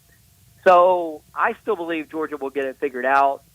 They, to me, play one or two of these games every year where they just look bad. And yeah, there were warning signs, but there's enough there now for Kirby Smart to sink his teeth into that team and point to a million different things on tape and say, you know what, you're not even number 1 in the country anymore. You played so bad last week, that they bumped Texas up ahead of you. Like, there's your motivation, right? And that's always what Kirby Smart is looking for. Now he's got it. And David, I'm with you, four square with you on 10 years ago, 15 years ago, because I would imagine with open date, the Georgia teams probably got really light day yesterday, today, and tomorrow. Get back into it Wednesday. And Kirby Smart at some point go, we got 10 days to get ready to go to Saban Field at Bryant-Denny Stadium. It's time to lock in and get serious. And what we did Saturday in Lexington was not. But, David, with this locker room dynamic we have now, with the player empowerment, I'm for them being paid. I'm glad they're being paid. I just wonder if that resonates to walk in and kind of put your foot down. Does it ring loudly or ring hollow to these locker rooms? If it's ever going to ring loud, it's on the road against Alabama, right? Got to. That's as good as it gets in college football. And, yeah, they're coming off of a bye. Alabama's going to be coming off of a bye. That is up there with the very best games. But, man, it's crazy when you look at the Georgia schedule right now, and this is why I did not pick them to win the SEC. They've still got to play 4 games against teams that are currently ranked in the top 6 of the AP poll. That is tough. 3 of them are on the road, at Alabama, at Texas, at Ole Miss, and then they get Tennessee in Athens in mid-November. So Georgia is gonna lose a game or two. It's almost inevitable, and it could be against Alabama because Alabama looked a whole lot better against Wisconsin than it did against South Florida, and they got Caden Proctor back at left tackle, and that eliminated a lot of the sloppiness. So, yeah, I don't know. I mean, I would actually lean towards Alabama straight up, in that game as of now. You mentioned Michigan a couple minutes ago, and 2-1 on the season, but they haven't really looked good in any of their games. Still trying to figure out their quarterback situation, and now they get their first Big Ten game of the season against USC in their first Big Ten game ever. USC has played really well. What do you expect in this matchup, this top 25 matchup this weekend? Well, it looks like Michigan has pulled the plug on the Davis-Warren experiment. Sharon Moore said today that Alex Orji is going to be the quarterback this week, so that's the guy who we thought was going to be the quarterback all along. I like USC, though. USC, to me, has demonstrated that it's made significant improvements on its defense, and so that's, you got a week. Michigan offense going to be a first-time starting quarterback in there in a massive, massive national spotlight game. That doesn't seem like a recipe for success. I'll say that. So, and Michigan's defense, as good as it is, it's not been perfect. I mean, Arkansas State, I didn't get to see a ton of that game because there were other more pressing matters on the TV. But the first series I watched pretty closely, and boy, they let Arkansas State convert like 3 third downs on that drive. And I'm thinking, that is not the Michigan defense of a year ago. And they're still really good, but Michigan needed that defense to be absolutely just elite if they were going to make the college football playoff this year and avoid a significant drop-off. And I don't think that Michigan defense is just absolutely blow the doors off elite. It's good, but USC and Lincoln Riley, I think, are going to be able to score some points. I don't know that Michigan is, because if USC's defense is as much better as it looks through a couple of games, then Michigan's going to struggle to get to 17 in that game with Alex Orji at quarterback. Yeah. Talking to David Cobb, he joins us every week from CBS Sports Talk, college football and college basketball. We talked Memphis earlier. We just talked USC, who used to be in the Pac-12. Last Thursday, some big news came out in terms of the Pac-12. They had 4 teams from the Mountain West, and now they're 2 teams short of the 8-team limit that you have to be an FBS conference. A lot of people here have been talking about Memphis. Nationally, a lot of people have been talking about Memphis as a possibility to receive an invite from the Pac-12. What did you make of the Pac-12 going out and grabbing those Mountain West teams, and what do you think of Memphis and maybe an offer on the table soon?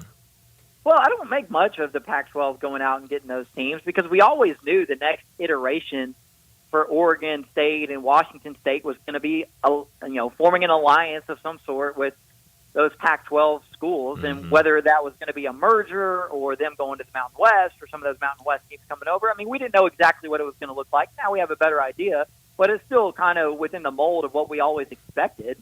certainly what I expected. And so, yeah, I mean, you got some of those Mountain West schools left behind, and I'm sure their ADs and presidents are all upset about that. But, what can you do? It's realignment. So as it pertains to Memphis, my only hang-up with the idea of them going to the Pac-12, well, there's a few things. But one thing I'd want to make real sure of if I made that jump and I'm Memphis is that it's relatively easy to get out of the grant of rights for the Pac-12, because I don't think you want to hitch your wagon to that conference, if you even want to call it that, if it's going to require you selling your soul and signing up for some prohibitive buyout that's going to make you really unattractive if the ACC ends up with a couple of openings in the years to come.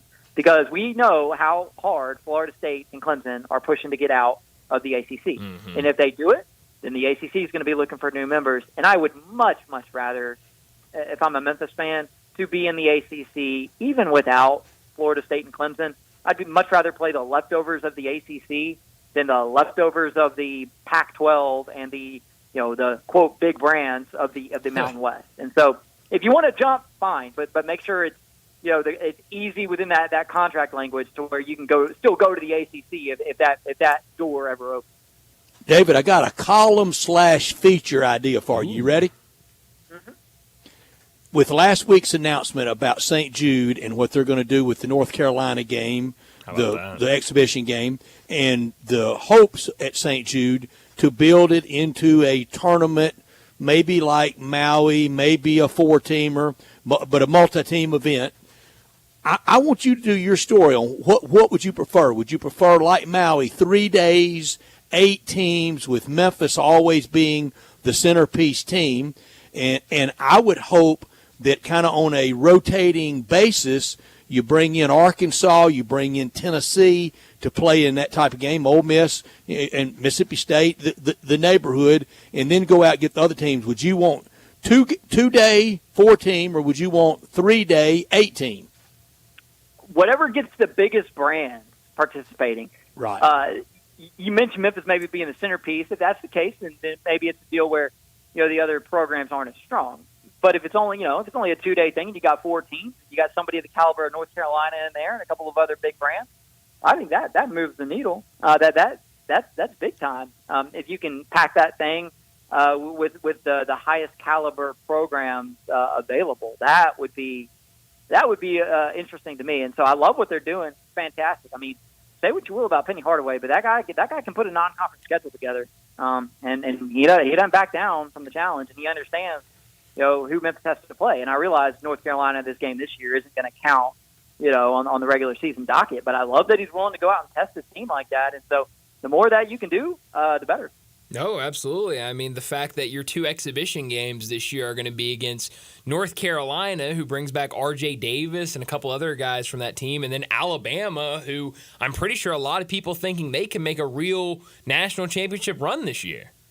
Yeah, no doubt. Yeah, you're going to be going up against Mark Sears and Grant Nelson, testing yourself. It's a great idea. It's what Memphis has to do. There's no choice. And so, yeah, you go into the schedule having already tested yourself against those 2 teams. It's a great way to get your roster's attention too during these September and October practices that most likely include a lot of conditioning and. As we well know, include a lot of new people meeting each other, both in terms of the players and the coaches. You can kind of look at those games, those exhibitions, and say, "Hey guys, the clock is ticking. We ain't opening up with Lemoyne Owen and Christian Brothers and Tuskegee this year. Like we got to be ready to go against North Carolina and Alabama come exhibition season. And so I think that is to liken it to football. You often hear coaches talk about how they appreciate the big marquee week 1 game because it gets their guys laser focused during preseason camp because they know they got to be ready to go right out of the gate. And it kind of feels like Memphis has created that situation for itself this year. And I certainly believe that's a good thing. Yeah, well, I'm definitely excited to see North Carolina come into the Forum for the first exhibition. But David, as always, thanks so much for joining us, and we'll talk to you again next Monday. All right, guys. Sounds good. Thanks, David. David Cobb with us every Monday. What do you prefer, Bryant? Do you want 3 days styled after like Maui with the Tigers kind of playing most years that Chaminade role as host guests, or would you want 2 days, maybe like Friday, Saturday, or Thursday, Friday, around Thanksgiving with 4 teams. And the 2 winners meet and the 2 defeated teams meet. I'd prefer the 3 days just because I'm selfish and I like more basketball. But, and the bang for our buck here. Exactly, 100%. And it, to have Memphis as the focal point of that would be awesome. And trying to get big time programs come in and play in that would be great. In that rotation of somebody else locally, sure. Every 3rd or 4th year, Tennessee, Ole Miss, Mississippi State, Arkansas, somebody like that, and then branch out and try to get Kentucky to come in and try to get a Dayton or somebody like that to come in, a Loyola, a St. Louis U. I think a lot could be done with it and a lot of fun could be had Monday night. And Monday Night Football, a lot of people are going to gather around and watch tonight. If you want to get it to go, you want to dine in, watch it in one of these locations, you can at Jason's Deli, bringing more to the table. It's a family thing, whether you're dining in, getting it to go, or having it delivered. You get home tonight and you don't want to mess with Monday night cooking, but you want to watch football and enjoy a great meal, let Jason's Deli do it for you. Wholesome food forever. It's a family thing at Jason's Deli, and a location, I guarantee you, close by wherever you are in our area, over across from MUS on Ridgeway Road, by the University of Memphis at Poplar and Highland, down in Olive Branch, out in Cordova, healthy, first franchise in the nation to be trans fat free. And it's all about choice at Jason's Deli, whether you're ordering off the menu or that great salad bar in every location with over 30 items to choose from off the menu. You can order the Mesa chicken salad, the chicken club salad, the big chef salad, the taco salad, and closing in for me, we get into October and it'll start being chili month. I know you can eat it year round, and I do occasionally at Jason's Deli, but I like it a little better when it's a little cooler outside. Trans fat free, plenty of organic food to choose from. I mentioned the great salad bar in every location, and also catering. Anytime, anywhere, 5 or 5,000, they have you covered. And at all the restaurants in our area, with over 200 Memphis area associates working so hard for you, you can get the complimentary free ice cream at Poplar and Highland at Ridgeway Road, out in Cordova, and down in Olive Branch. Check them out online as well at jasonsdeli.com. Well, let's get to a break, and when we come back, it'll be time for our Sissy's Log Cabin look back at the weekend in the SEC. Be sure to follow us at Sports56 WHBQ on Twitter, Facebook, Instagram, and YouTube to watch live video of our shows. Stay up to date with station events and have chances to win prizes. Don't miss out on anything that's going on. Follow us at Sports56 WHBQ. You or someone you know or care about has dealt with a difficult divorce. When facing divorce, you need the attorneys at Rice Law.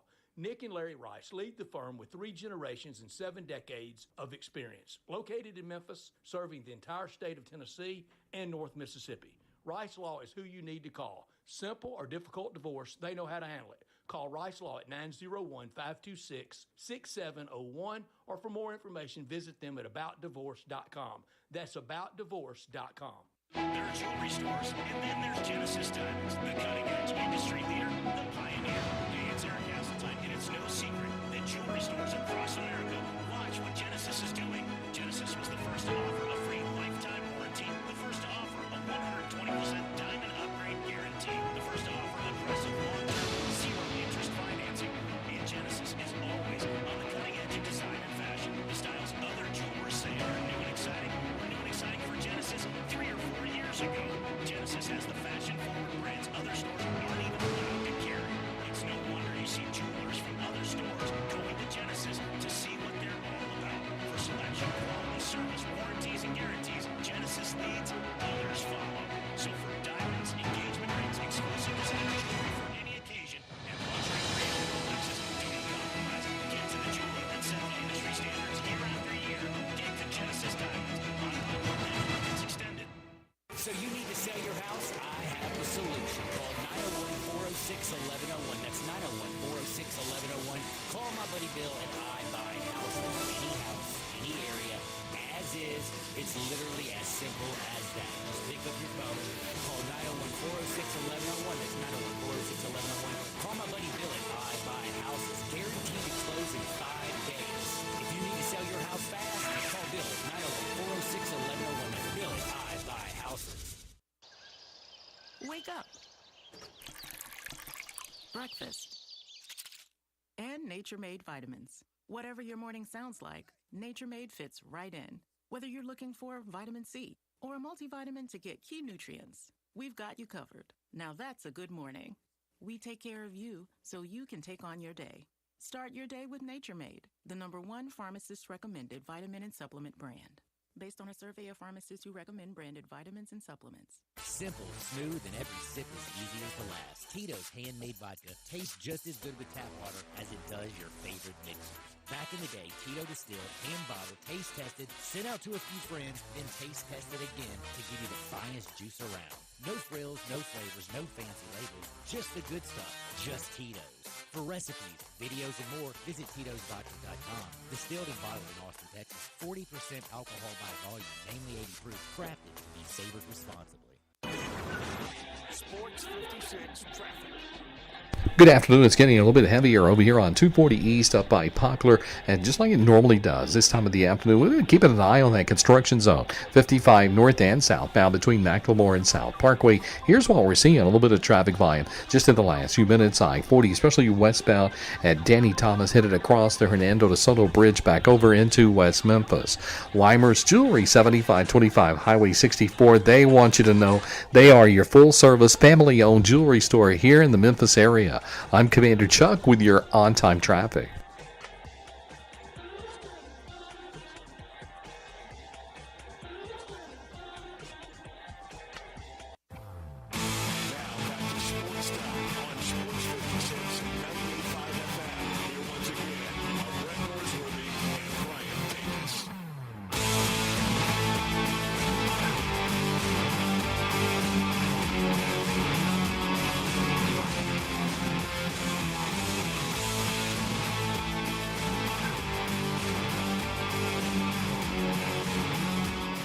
Last Saturday in the SEC, we look back, brought to you by Sissy's Log Cabin. Every week we take a look at the SEC from the weekend before, and it got started early Saturday morning with Alabama putting it on Wisconsin, 42-10 in Madison. Bama getting revenge for that 1928 loss, Bryant. Bama doesn't forget anything, do they? Jalen Milroe accounted for 5 touchdowns, 2 rushing, 3 passing, 196 yards passing, 75 yards rushing. Bama offensive line finally healthy, and interesting about their next opponent. They have open date as well before that big Georgia game. So you get your O-line back for the first time in the Kalen DeBoer era. They play great. They get a lot of tape to watch. They get a week off before playing the Georgia Bulldogs. Yeah, and this was a big win for Alabama. I think we all thought that this would be a relatively easy win for them, and they didn't slip up at all. 42-10, like you mentioned. Jalen Milroe was really good. 3 passing touchdowns, 2 touchdowns on the ground. So, when you talk about this Alabama team and not wanting them to slip up with Nick Saban leaving and Kalen DeBoer coming in, you got to win games like this if you want to stay being Alabama, and they sure did that. 8 of 14 on third down, only 4 penalties, 0 turnovers, and that's the anatomy of 42-10 over the Badgers. LSU 36-33 at South Carolina. South Carolina did everything but win. LSU rallied late, down 17-zip. Great comeback. Josh Williams' 2-yard score gave LSU the 36-33 win. LSU with a couple of turnovers. Garrett Nussmeier good again, 24 of 40, 285, 2 touchdowns. 1 interception. Caden Durham, 11 rushes for 98 yards and 2 touchdowns. 13 South Carolina penalties. Lenore Sellers getting hurt. He was a good runner, no threat from the pocket. He got hurt. Rocket Sanders with a great game. Couldn't stay healthy last year at Arkansas, but he looked great on Saturday. The South Carolina turnovers cost them upset. No, you're absolutely right. It was the penalties, it was the turnovers, and it was the injuries. But you mentioned it. Rocket Sanders had a really, really good game. They ultimately missed the 49-yard field goal to tie the game, and there was the videos going around of the students trying to make their way down to a closer section so they could storm the field, and then while how they're doing it. They missed the field goal. But like you mentioned, I really like Garrett Nussmeier, and another good game for him. So, yeah, I think this LSU team needs to get better because that was a real scare. I thought they were going to lose that game down big early. But for them to come, be able to come back and win that game, I thought that was huge for them. And but they got to improve for sure. South Carolina at home next week against Akron. LSU at home next week against UCLA. And I made a mistake a few weeks back. I was talking about the lack of Big Ten versus SEC, and I forgot about zany UCLA How about that? being in the Big Ten. My mistake. That is SEC versus Big Ten at Tiger Stadium next week. Mizzou, speaking of the Tigers, 27-21 winners over Boston College. Brady Cook threw a touchdown, rushed for a touchdown. BC held to 46 yards rushing, 1.9 per rush, 2 turnovers. Luther Burden, his breakout game so far this year, 8 catches, 117 yards, a touchdown. Nate Noel doing his best Cody Schrader imitation. If he does that all year, look out again for Eli Drinkwitz's Mizzou team. 22 carries, 121 yards rushing, and Mizzou pulls out the game by 6 at home. Yeah, I think you can come away from this game saying both these teams are really good teams. I think if you had told me Boston College only lost by a touchdown against Missouri and they only had 49 yards rushing, I would say that you're lying. That's crazy. They got blown out, but they were able to do it. Luther Burden is an incredible football player. He is unbelievable to watch, just the moves that he has. First wide receiver off the board next spring? Gotta be. I mean, what he does as a pass catcher, those moves, how quick and smooth he is in and out of his breaks, he's incredible. But you're right, Nate Noel, if they can get this from him consistently, oh boy, look out. We might have a similar season like we did last year with Mizzou. Nobody knew Schrader at this point last year. Nate Noel getting known. This week for Mizzou, they'll be at home against Vandy. We'll get to Vandy later. Vandy, you break our hearts. You break our hearts. Can we just skip that game, Brad? Oh, man. Oklahoma 34-19 over Tulane. Oklahoma quarterback Jackson Arnold threw 2. And rush for another. It ends Tulane's 10-game road win streak. Wow. Oklahoma defensive end R. Mason Thomas dominated late. 3 sacks, forced a fumble, recovered a fumble, and a pass breakup. Sacked Tulane quarterback, stripped the ball, recovered it to end Tulane's final threat. That was a defensive performance for Oklahoma. This week, OU at home against Tennessee and Norman.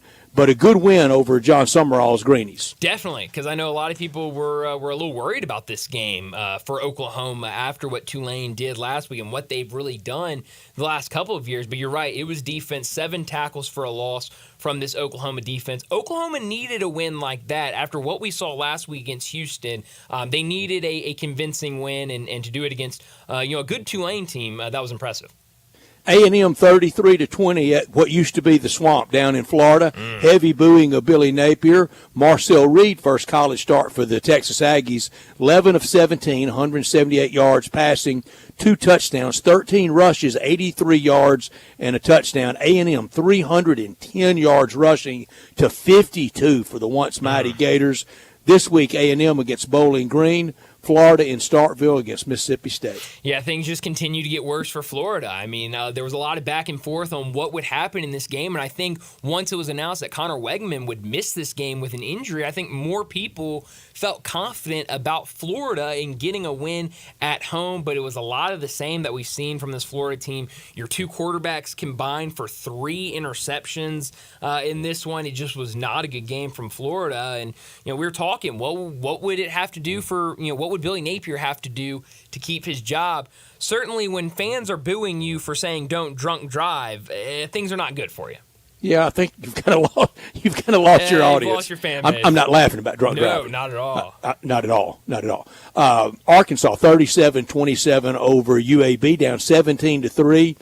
And fans feeling like, oh, no, not again. But it wasn't again. Jaquindon Jackson rushed for 147, 3 straight games, all 3 games over 100 yards for the Arkansas running back. Taylor Green, 96 yards rushing.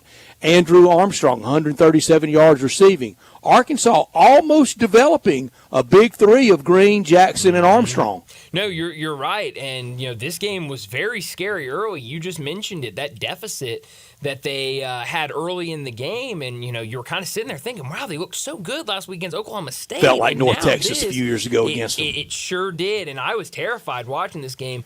for Arkansas. But you're right, that offense comes through, 266 yards and 4 touchdowns on the ground. That'll get it done, and they get the win. But, man, you don't come out of that game if you're Arkansas feeling real good. This week, Arkansas on the Plains playing Auburn. Ole Miss wins 40-6 at Wake, 650 total yards, almost 400 for Jackson Dart passing. Henry Parrish, 133 yards and 2 touchdowns. Trey Harris, 10 catches, 94 yards, held Wake to 46 yards rushing. And I don't think Ole Miss played particularly well. No. I don't. I mean, and that's how Neither you did want the head these games coach. to be. Yeah. So I mean, you win 40-6, and the opposing team says we don't want to play you again. No mas. And you didn't play well. See you when we see you. It's a good day, but you mentioned it. Henry Parrish Jr. Keep him mad at Wake, can you? No. Well, I don't know. It's Kind of the Vandy of the ACC, I aren't guess they? so, but just a very weird situation. But Jackson Dart, another good game for him, 377 yards, like you mentioned, 2 touchdowns. His first interception of the season, 8 touchdowns, 1 interception for him on the season. He's off to a great start. But we asked would Ole Miss be challenged more in this game against Wake Forest, and they really weren't. This week, Ole Miss hosts Georgia Southern in Oxford, Texas, 56-7 over UTSA. Quinn Ewers hurt Arch Manning in, accounted for 5 touchdowns, 4 passing, and a 67-yard rushing touchdown, and was moving, wasn't he? Moving. How about this, Brett? All I want to talk about in this Looked game. like Granddad. Oh, man. All I want to talk about is Arch Manning's run, because what a run it I was running every step with him. Oh, I mean, you got to. How about these numbers that I found? And there were a couple of times Peyton and Eli could have run every step with him. Well, yes, that is true. Kidding. How about No, this? good. How about this? You brought up Peyton and Eli. So we had the long touchdown run for Arch Manning. Peyton's longest NFL run was 33 yards. Eli's was 23rd. So Arch Manning's touchdown run was longer than both his uncle's combined longest NFL runs. He also, according to Real Analytics, hit a top speed of 20.7 miles per hour. He was moving. He looked fast watching, and that number certainly backs it up. A Manning can run. Texas at UL Monroe. Maybe the speed skipped a generation. It very clearly did. But that right arm looked like all of them, It didn't sure it? did. And, I mean, throwing the ball. I know everyone's talking about him running the ball, but what he did with his arm, 4 passing touchdowns, really impressive game for Arch. Georgia State, 36-32 over Vandy G's. Vandy quit being Vandy. Georgia State really controlled the game and just won the game and held on at the bitter end. Yeah, sure did. I mean, Vandy they looked like Vandy, Brett. They haven't looked like Vandy all season. No kidding. And then here we go on the road. Really disappointing to see because, as you know, Brett, we anchor down. This week, a lot of black and gold in Columbia Mo, Vandy at Mizzou. Georgia, 13-12 over Kentucky. Georgia had to hold on. Brock Vandegrift, better than last week when he threw for 30 yards. This week, 114 yards, but that's better than 30. UK outrushed Georgia, 9 Bulldog penalties, but no turnovers. Carson Beck was not very good. This week, open date, much needed open date for Georgia, I think, and Kentucky plays the Ohio Bobcats. Yeah, this was a weird game. We already talked about it with David, but Georgia just did not look good. The 2 starting quarterbacks combined for 274 passing yards. You don't see that very much. And how about this? Brock Vandegrift is the 17th leading passer in the SEC. There are only 16 teams in the SEC. Oh, no. And he is 17th in passing as a starting quarterback. He is behind Arch Manning and Hank Brown, 2 players that really did their thing over the weekend. But it has not been a good start to the season for Brock Vandegrift. Bryant Dacus, great segue. Auburn wins 45-19. Hank Brown, debut at quarterback for Auburn on the Plains, throws 4 touchdowns. And looked pretty good this week, Auburn against Arkansas. Yeah, I felt really good. That was my shock. It was also Connor's shock was New Mexico, and they ended up getting there. But it was terrifying to watch because Hank Brown comes in and looked really, really good as a redshirt freshman. Had his mistakes here and there, but I thought overall a really good showing for him, and that Auburn offense showed some life. I'll talk about it more as the week wears on, but pride on the line for Sam Pittman. The last 2 times he's faced Hugh Freeze, last year in Fayetteville with Freeze at Auburn and 2 years ago in Fayetteville with Freeze at Liberty, with Freeze getting those wins. Toledo, 41-17 over Mississippi State, 454 yards for Toledo, 4 of 5 first half possessions ended in touchdown, 28-3 at half. It was mostly over, and they cruised. Blake Shapen, 319, 2 touchdowns for State. This week, State hosts Florida bright and early Saturday morning. Yeah, Mississippi State just couldn't get the run game going. Only 66 yards on 27 carries. And, I mean, when you look up at halftime and it's 28-3, I mean, you're in a hole that you can't get out of. So, a really, really disappointing loss, a loss that you didn't want to take if you're Mississippi State. But, those are going to happen. Growing pains like that happen with new head coaches. Finally, here come the Volunteers, 71-0 over Kent State. Dylan Thompson, 4 touchdowns rushing. Nico Good, but it didn't matter. 112 yards total offense for Kent State. I'm telling you, the unreported story of the first 3 weeks of the SEC is the Tennessee defense. Oh, yeah. No, you were right. The Tennessee defense has been great. After a lot of people questioning what Tennessee would look on the defensive side of the ball, they've been great. They run for 456 yards. Brett, that is usually what a lot of teams put up total offense in a game, and they ran. General Nealon would love this. I said Majors. I said Majors Informer earlier. 100%. And the story that came out where Tennessee offered Kent State a running clock in the second half, and Kent State said, no, we don't want that. Them. We're here to play football, and we're going to play football till the final whistle. I thought that was great from Kent State. I know it was not the game that they wanted to have, but to have that ought to be pride. a rule. Anybody that has to use the reduced clock, the running clock, you never play them again. No. That's it. But see you when we see you. Playing with a lot of pride. The head coach was quoted after the game saying, I was absolutely not going to do that. But he went and told his captains that happened. They said, oh, no, coach, we are not taking a running clock. We're going to play this game out to the final whistle. That's not the culture we have I'm here. pulling for Kent State the rest of the year. I did not know that. That's our look back at the weekend from the SEC, brought to you by Sissy's Log Cabin, the official jeweler of the Memphis Grizzlies and a fabric of the hometown teams, the Grizzlies and the Tigers, and, of course, the SEC, that great location at 4542 Poplar. Bill Jones and his team here to stay. The Mid-South's largest selection of one-of-a-kind jewelry, wedding bands, engagement rings, necklaces, and earrings. That special moment in your life, they're there for all of them. 9,000 square feet in Laurelwood with expanded lines for Rolex, Cartier, diamonds, and more since 1970 with all the great locations across the Mid-South. Sissy's offers selection of diamonds, estate jewelry, and fine gifts. Unsurpassed value, exceptional service, expansive selection, and an extraordinary shopping experience, because life's too short for ordinary jewelry. Well, let's get to a break, and when we come back, it'll be time for Big Number of the Day. We are real sports talk. Sports 56 WHBQ.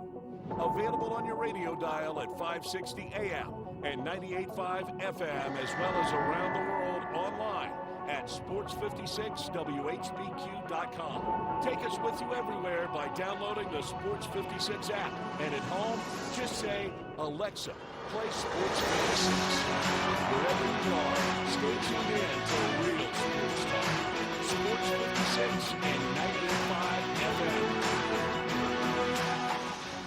When you think about insurance and you want great value without sacrificing great service, I want you to think one place: the Eflin Insurance and the entire Eflin Insurance team. Matt and his group of professionals will access 10 leading companies to find the right home and auto program that fits your budget and your absolute needs. The Eflin Insurance team, the number 386-GER, 386-4777.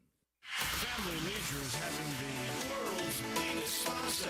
It's happening right now. You can save thousands on in-stock hot tubs that are ready to be delivered. Family Leisure has spas that start at just $28.99. You know those cold plunges? You can get one for yourself starting at $39.99. Or how about swim spas? They start at $17,499. Plus, Family Leisure has set up special financing just for this event. Have you been sitting on the fence about an above-ground pool? Get off that fence and get to Family Leisure to take advantage of huge discounts on all their in-stock above-ground pools. And if you need some patio furniture, it's all priced to move out now. It's not too late to have some summer fun, courtesy of Family Leisure. But you better hurry up.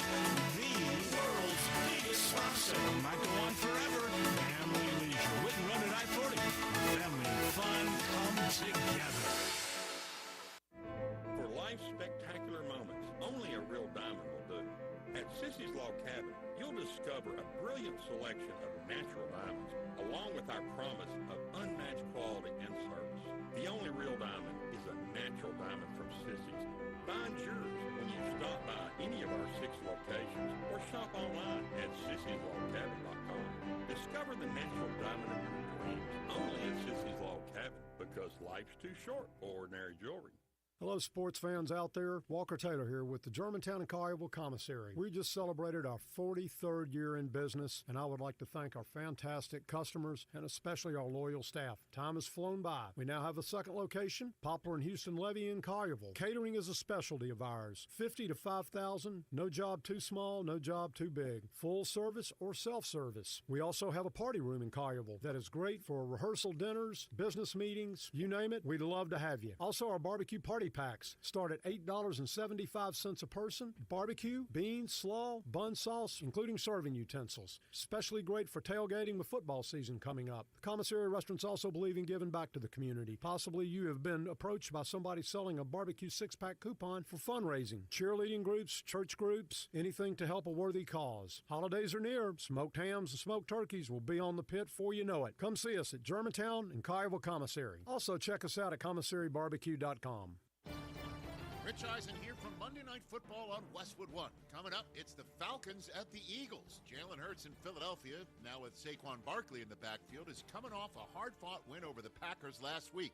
While Atlanta, with Kirk Cousins now wearing red and black, look for their first win of the season. Kevin Harlan and Hall of Famer Kurt Warner will call the action on Monday Night Football.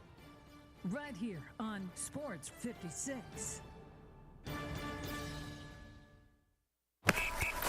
All right, gentlemen, this is Emmett Smith on behalf of Depend, and I've got the perfect play. Run straight to your doctor's office for a life-changing gift, because when prostate cancer is caught early, it's up to 99% treatable, and one blood test might be all it takes. And now through November, Depend is donating to the Prostate Cancer Foundation for select purchases. Talk about a great play.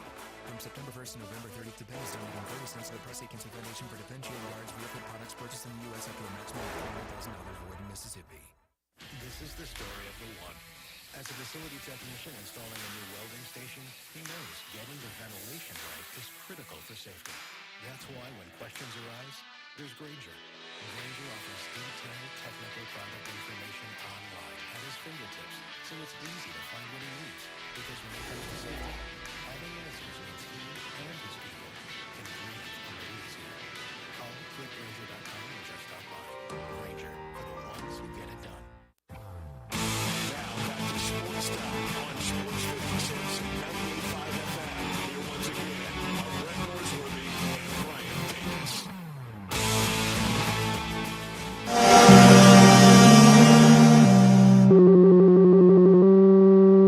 Big Daddy. Hello, Big Brand. It's a guy, he wants to be big, then he gets big, he doesn't want to be big anymore, then he gets small, but the suit's too big. Big Daddy. The big boy. You're a big guy. I think she's trying to pull a fast one on Big Daddy. The big number of the day. Well, I'm really excited for my big number today. If it was any other day, my big number would probably have something to do with Arch Manning and his touchdown run, because that's great. And anytime a Manning can run for a big-time rushing touchdown, it's incredible. But I had this number already, so I had to stick with this. My big number is the number 40. If anybody was watching, which I know a lot of people were, if anybody was watching the Memphis-Florida State game, they saw this big number because it was the Aflac trivia question. So my big number is 40. With a touchdown thrown against Florida State, Seth Hennigan has thrown at least one touchdown in 40 straight games. That makes him fourth all-time with consecutive games with at least one passing touchdown in FBS history. He is behind, well, I guess he's tied, so I guess tied for third, tied with Baker Mayfield, who is also at 40, Marcus Mariota, who is at 41, and Rakeem Cato, who is at 46. Also, Rakeem Cato is like 32, 33 years old. Crazy that he's that old. It feels like he was just playing for Marshall yesterday. So he is tied for third with the longest, or with the most consecutive games with at least one passing touchdown, which I thought was a great number until I started looking more into it, because that was Seth Hennigan's 40th game played for the Memphis Tigers. He has never had a game where he has not thrown a touchdown pass. And we're talking about a guy that started his career as a 17-year-old starting quarterback for Memphis, and he's still, every game he's played, at least one passing touchdown. That's incredible. Shattering, decimating the record book, and I don't think we'll ever get touched because I don't know that you'll have a guy log that much play time, playing the games that he's played. My big number is 2. It's a little number, but it was big for this. That's Florida State's number of third down conversions Saturday, 2. Wow. 2 of 12. Make DJU beat you, and he couldn't. Now, will FSU win 4 or 5 games the rest of the year? I thought FSU last year, I was with them, Bryant. I defended they should have been in. I thought they were wrong. But you don't cry about it the entire bowl run-up and the entire offseason. And I think that affected Mike Norvell with a whole new cast of characters. But that kind of permeated over the entire program, too much of that whining. No, I'm with you. And even like seeing a lot of people in the national media talking about this team's going to be out for revenge this year. Nobody on this team knows about what or cares about what happened last year. You added so many guys from the transfer portal. Let that stay in 2023. This is a completely new team. And obviously something is not clicking with this group with them being on an 0-3 start.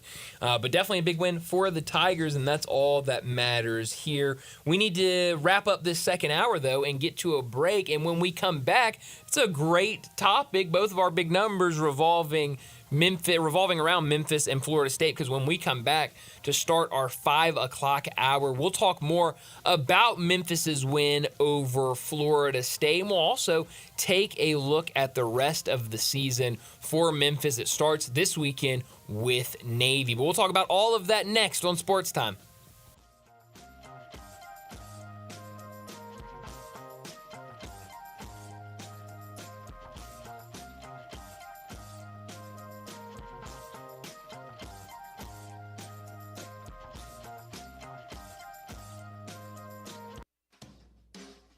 Summer's heating up, and so are the savings at Choate's. We've got 3 incredible offers to make your season spectacular. First up, our Grill and Chill with Choate's Summer Special. Upgrade your HVAC system and choose between a free Yeti cooler or a Green Egg grill on select systems. Then power through any outage with Choate's generators. Be one of the first 50 customers to buy a generator and score a massive 75-inch TV or an iPad. Also, don't forget about our tankless water heater offer. Purchase a tankless water heater from Choate's and receive a premium toilet free. Don't wait. These offers are too good to last. Turn to the experts with Choate's and call 347-8086 or visit us online today for your free estimate. Now introducing Choate's Air Conditioning, Heating, Plumbing, and Generators. Choate's. Let our family serve your family. It's Western Trading Days at Sunrise Chevrolet Buick GMC in Collierville. Take Rainbows in SRP on a new Lord 24 Chevy Silverado 1500 High Country 4x4. Or choose a new 24 Chevy Tahoe RST and get over $5,500 off MSRP. Sunrise Chevrolet Buick GMC in Collierville. We make it fun to buy a car. Together, let's drive. Price does not include licensing costs, registration fees, taxes, and dealer doc fee of $7.99, which are to be paid by the consumer. Silverado RZ $313,277, MSRP $79,565, dealer discount $67.50, customer cash $32.50, Tahoe RR $145,292, MSRP $80,930, dealer discount $56.65, expires 9/30/24. Country music singer-songwriter Kylie Morgan loves her ring from Genesis Diamonds. It's a simple with the song that I love, and that's exactly what we got. And then we dress it up a little bit with the wedding bands, got a little firework action looking around it, and definitely enjoyed when it came to choosing the ring. Kylie's the fiancé Jenny Miller. Chose Genesis because of the reputation, the quality, the personal service, and of course, the value. Absolute pressure to buy anything. Kylie ended up writing a collection of songs about the sensation Bridesmaids. I had at least 1,000 DMs asking from future brides what ring I worked with because of the vibe song. Kind of just looked at me as a person to ask. Kylie's advice to all those girls. This is a great experience. Genesis Diamonds.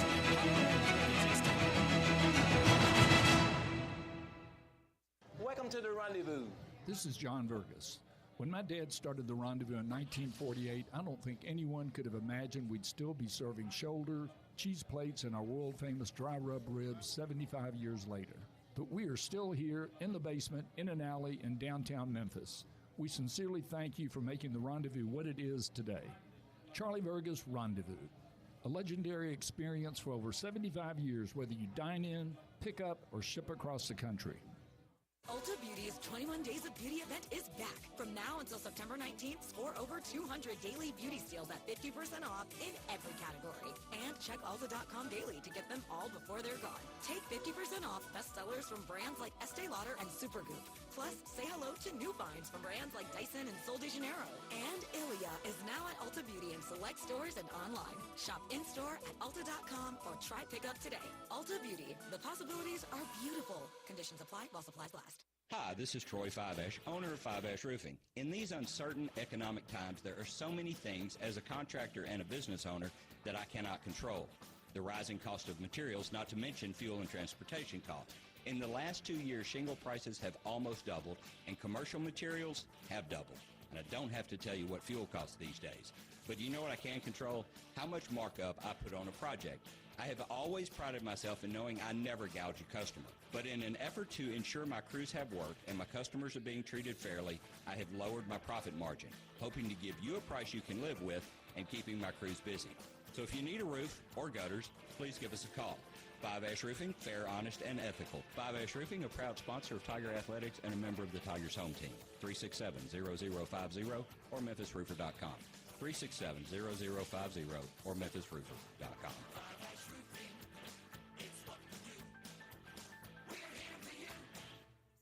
Broadcasting from the Family Leisure Studios, we are Sports 56, WHBQ Memphis, and W253DF Memphis.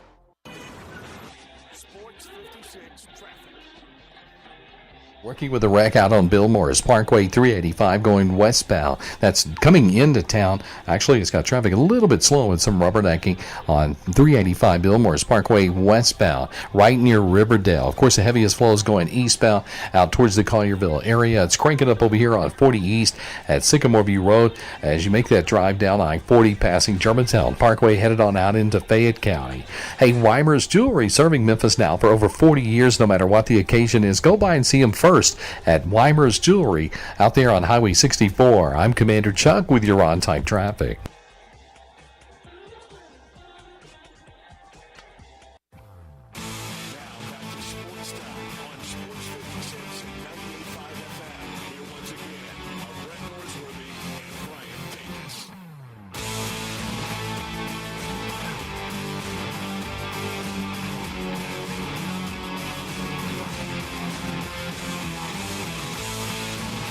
Welcome back into Sports Time. Bryant and Brett with you in our Family Leisure Studios as we start the 5 o'clock hour. We're going to talk more about what happened Saturday morning between Memphis and Florida State. And hit us up on the Sissy's Log Cabin listener line, 901-360-8255. Let us know what it was like for you Saturday watching that game. If you went to the game, what was that experience like down in Tallahassee? Let us know. But Brett, we talked about it earlier. Just a big-time win for the Tigers, how they were able to do it, the fast start early, getting the turnover, and then going down and settling for three, but to be able to get those points up on the board was definitely a huge start, and they didn't really slow down. They kept the foot on the gas from there on. Yeah, it really did, and you were thinking go up 7-0 here, but didn't, but get something, land that first punch. And they did with the physicality, with the play made, and then getting those points. And all day long, I thought Memphis was just clearly the better team. It was not a single doubt. Friday, when we did our picks and last week, I said 34-21. Well, that game wasn't that far from happening from the Memphis side. There was no shot of FSU ever getting to 21. No. It was me and my buddy were texting back and forth Saturday morning, and he was like, I think I might play an under in this game. And I was like, I don't know. And we kind of went back and forth, and we agreed on, maybe we should go under. And then we decided, you know what? Nope. We're going to stay away from it altogether. What did he go off as? What over? I didn't even know. Let's see. The total went off at 54.5. Oh, wow. And then my buddy texted me about halftime. He was like, I'm kicking myself for not taking the under. And I was like, well, yeah. But no, I mean, Florida State, the offense it hadn't been there all year, and it certainly wasn't there. And I think, a big part of that is how good Memphis' defense has been this year. I mean, that has been, you talk about that being the story for Tennessee. That's also been the story for Memphis this year. And obviously, Jordan Hankins had the interim tag on for that bowl game against Iowa State, and that defense looked great. But for him to take over, it was a lot of questions of what would this defense look like? What would he look like as the full-time defensive coordinator, opposing teams kind of having film on him? And that defense has been great really through all three of these first three games of the season. And I hate I told you so, guy. I really do. But I said I thought Caden Costa would come through big for the Tigers at some point this year.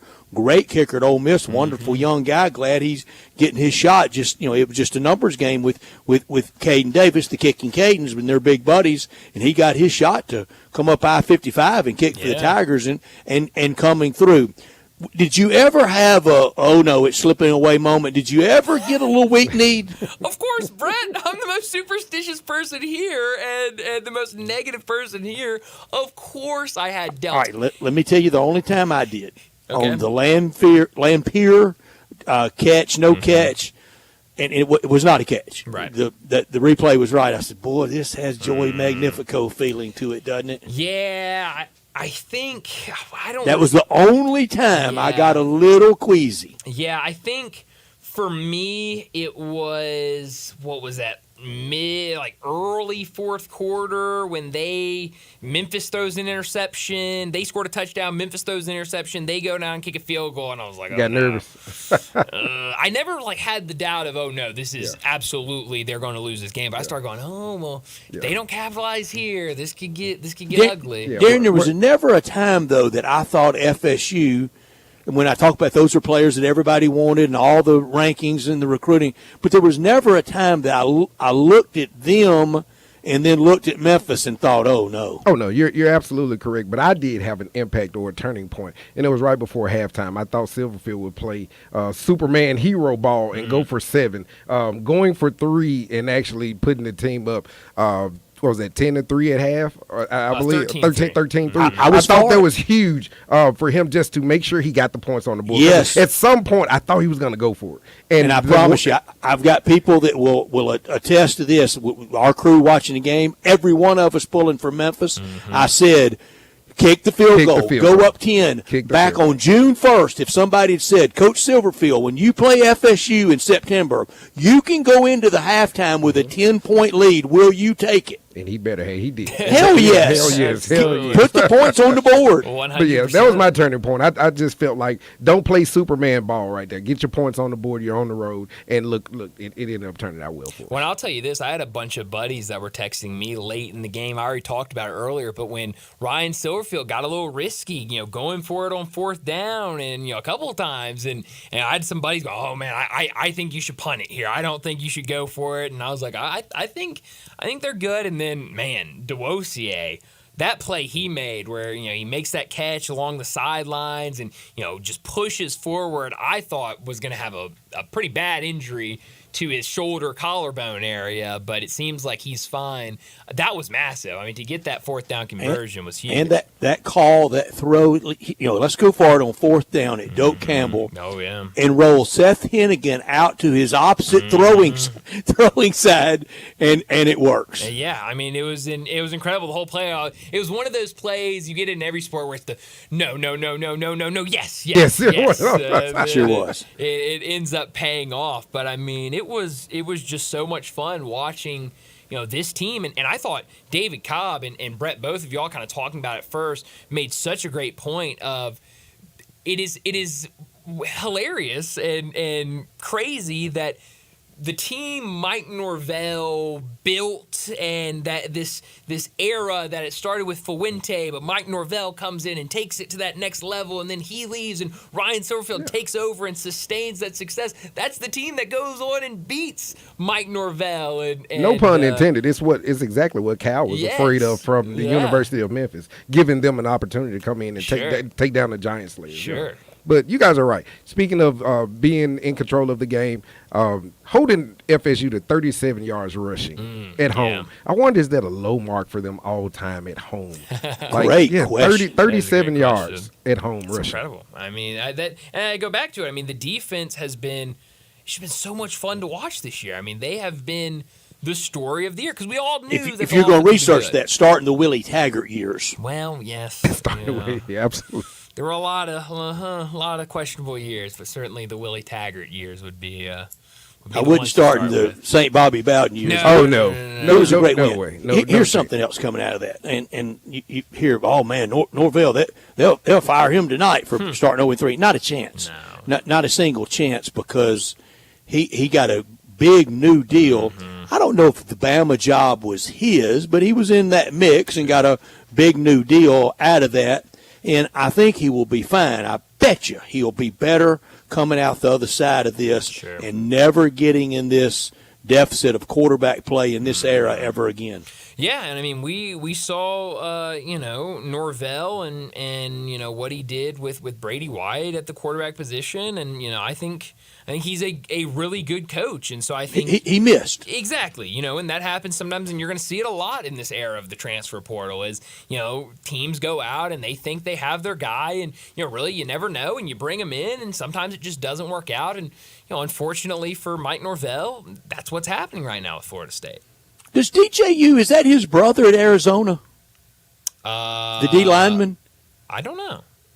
Can't be many Ungaleles out there. No, there definitely can't be. That's a good question, Darren. You might have to look that up because I do not know. I was watching that game Friday night. Shocked Arizona could only put up 7 points. Yeah, no, that game was crazy. That was going on the same time as the Kansas and UNLV game, and so I was at Huey's watching both those games, and yes, it's your spot at Huey's. Oh yeah, when I had a big pillar in front of me blocking half the screen for the UNLV Kansas game, and so I'd miss half the play. And how'd that happen?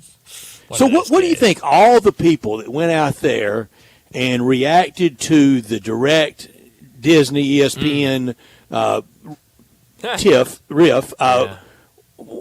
I wasn't sweating it at all. Sure. And we talked last week, it felt like the long haul. Well, that kind of was the long haul for these dust-ups. Oh, for sure. I mean, to have in the middle of the football season, you miss, a whole week of football. That was definitely big. But no, I mean... But they had to sober up and come to a deal. Oh, absolutely. And, you're glad that they did, because I know... Who won? Has anybody declared victory? Brett, I don't know enough on the TV side of things to know. Darian, that might be a question for you on who won. I don't know. Here's how I discovered it. So I get up Saturday morning and never even contemplated turning on game day. Sure, yeah. Because I knew from at the hotel in Greensboro that they were in the carriage dispute. Sure. So no big deal. And I'm watching Big Noon and then just rolling through the channels. The remote control did not have numbers on it. Interesting. You had to go all the way through the whole thing. It had a back button, and I'm thinking, what, back to the previous channel? That's all the back button's good for. Interesting. And so I'm rolling through it, and I roll through and see the punter, and I go, well, what? Okay, everything's good. Everything's good. Yeah, no, punter's always on. He's always on. Yes, he is, old McAfee. But no, I saw all the tweets of people rejoicing at like 8 a.m. on Saturday. You let me know? Well, I figured you were busy with everything. Not that busy. Well, never too busy. I always just assume you're busy on Saturdays until you start texting me. And I'm like, okay, he's not busy. Not near as busy as you think. I don't want to bother you, but no. And I immediately texted my father because even though I've told you, Brett, I have both my parents have DirecTV. I have YouTube TV. And so throughout this thing, it's been fine because YouTube TV doesn't have the issue with ESPN. And so everyone's using the YouTube TV. It's fine. But my father is, I wouldn't say he's stubborn, but he loves the DirecTV. And so he's really been upset about it and has not liked the fact that he has to go use YouTube TV. So immediately when I saw DirecTV was working, I texted him and was like, hey, he was at work. Hey, you know, it's working now. You'll be able to watch the Tigers game on your app or whatever. And he might have been the most happy person. Yeah, all of us were. He was the most and happy. you can bring my DirecTV bill in on a forklift. Of course. So, I mean, the least you can ask for is ESPN to work. All right, Brett, I got an answer Get for what you. I'm paying for. Right, absolutely. Ukulele from Arizona is not his brother, but his brother does play for the University of Oregon. Huh, what position? Okay. Let's see here. Defensive end. Interesting. Mateo Ukulele. How about that? Shout out Mateo. Yep. Is the youngster at Arizona, is it same spelling? Yes, it is the same spelling. Exact same spelling. Yep. And they're not kin? Not kin. How about that? Huh. We don't. That's what I've been doing the past Didn't have that down today. I don't know. So Brian, unbecoming of me or not, y'all decide. Okay. Saturday pregame, we're talking about Wake Forest and Sure. best players ever out of Wake Forest. Well, I threw out the great Arnold Palmer. We threw out Tim Duncan and Chris Paul. Yeah.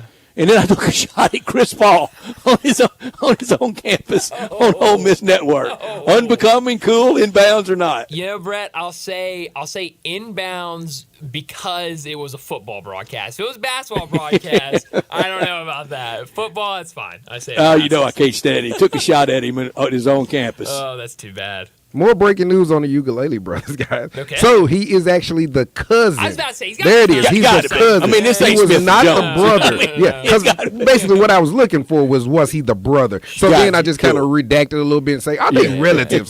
So yeah, relatives they are, but not brothers. Interesting. Huh. The more you know. The more you All grow. right, the Tigers the rest of the year. Does this change anything? If they're reading the certainly the clippings, hunted. yeah, if they're reading the clippings and believing what everything that you're saying about them, I'm saying about them, Bryant is saying about them, you can't do that. Like I was stating a couple of weeks ago, my PSA, keep a narrow focus. Like don't listen to it. Don't turn on the ESPN. That's for them. What about for us, fans? Oh, for us, let's go followers. crazy. Let's go crazy. Oh no, like you said, let's not go for 12. How about 9, 10? Yeah, I don't know why you should have goals limited.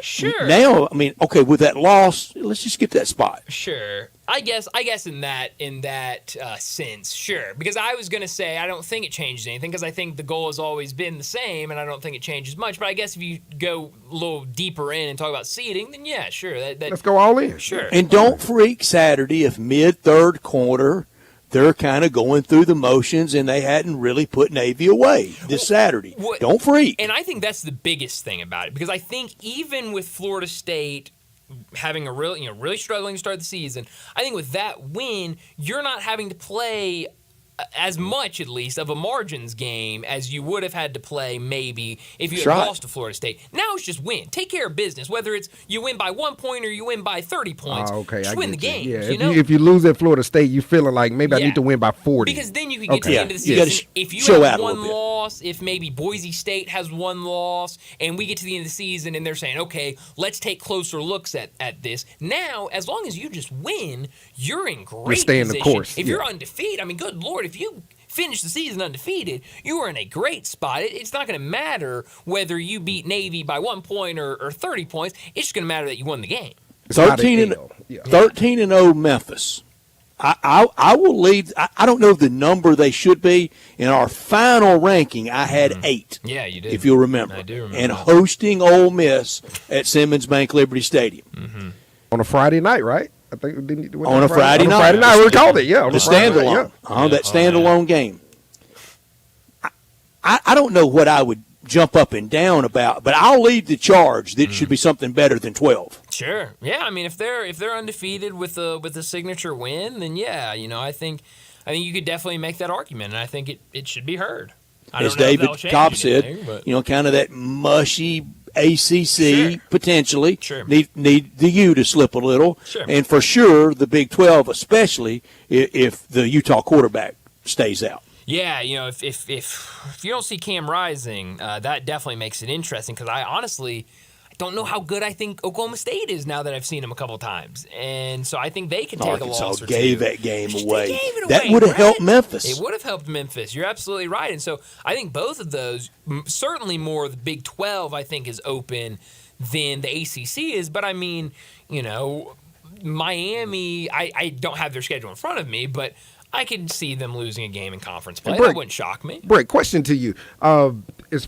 You made statements about Ole Miss, how their bowl game last year kind of catapulted them to the position they're in. Wouldn't that kind of be the same way we'd have to look at the Tigers? Shouldn't they have to put their imprint on it, and then next year maybe we get the benefit of the doubt next year? Darren, the parallels around both of them are so much. Both coaches in fifth year. Both came in the COVID year. Both are in the middle of the NIL portal storm for Silverfield and for Kiffin. And both needed that big push into the offseason.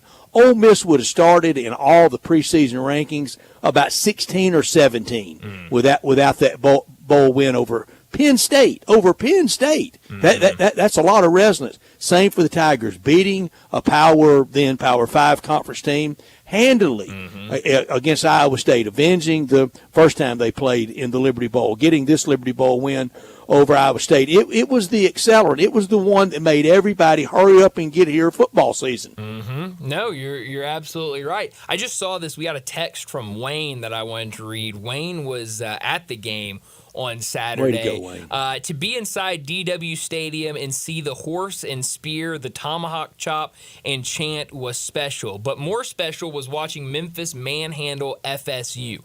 I cheered loudly and proudly for my Tigers and had many F-bombs dropped on me to my delight. That's great. This is a special year for Tiger football, and my hope is that Memphis will pack Simmons Bank Stadium for the rest of the season. Wayne, thanks so much for the text. I am glad that you had such a good time down in Tallahassee. Glad he made it back safe. Yes, made it out of the stadium safe after that. Nothing better than a big road win. Oh, man, it's awesome. And seeing a lot of those videos. You just sail home. Oh, man. And, you always get the videos of, fans, after the game scoreboard. and, at scoreboard and leaving. I saw one, it was actually Jonah Dillon that tweeted out of, fans in the concourse doing the Tigers chant, walking around. I saw that. It's great. It's special. I mean, even I was at Auburn, they unplugged that scoreboard immediately where people can't take a picture of it if they lose. Oh, no. It's probably it's like somebody pulls the main breaker at Auburn when they lose. It's I believe it. That's hilarious. But the biggest win biggest non-conference win our biggest win in Tiger history. I don't want to get too far in that. If it is to you, that's you. Sure. If it's not, okay, I'm not going to tell you something special that's not. But your dad would be a great resource for where this ranks. Oh, yeah. He's been to a lot of the big-time games. So, and I should ask him that. I've seen a lot of people going back and forth about it, and I did not ask him. I will make sure to do that tonight. But, I mean, you have so many good ones. And Tennessee's so special. Tennessee's very I special. think the New Orleans Bowl, guys. I think that started it all. I think one, this iteration of it. I think that started it all. Sure. And you can go way back. First win over Ole Miss in '67, but this can lead to college football's new promised land. Yeah, and I think, I saw a lot of people after the game kind of talking about where this ranks, and that was kind of one that a lot of people were using to kind of put this at number one is the fact of you won this game, and now as long as you do what I think a lot of people expect you to do in conference, I mean, at the end of the day, this team was picked to win the conference, and it was not very close in the preseason. If they do what they're expected to do, they will be in the college football playoff, and this win has catapulted them as kind of the headliner, the front runner of that conversation. That's why it's so big.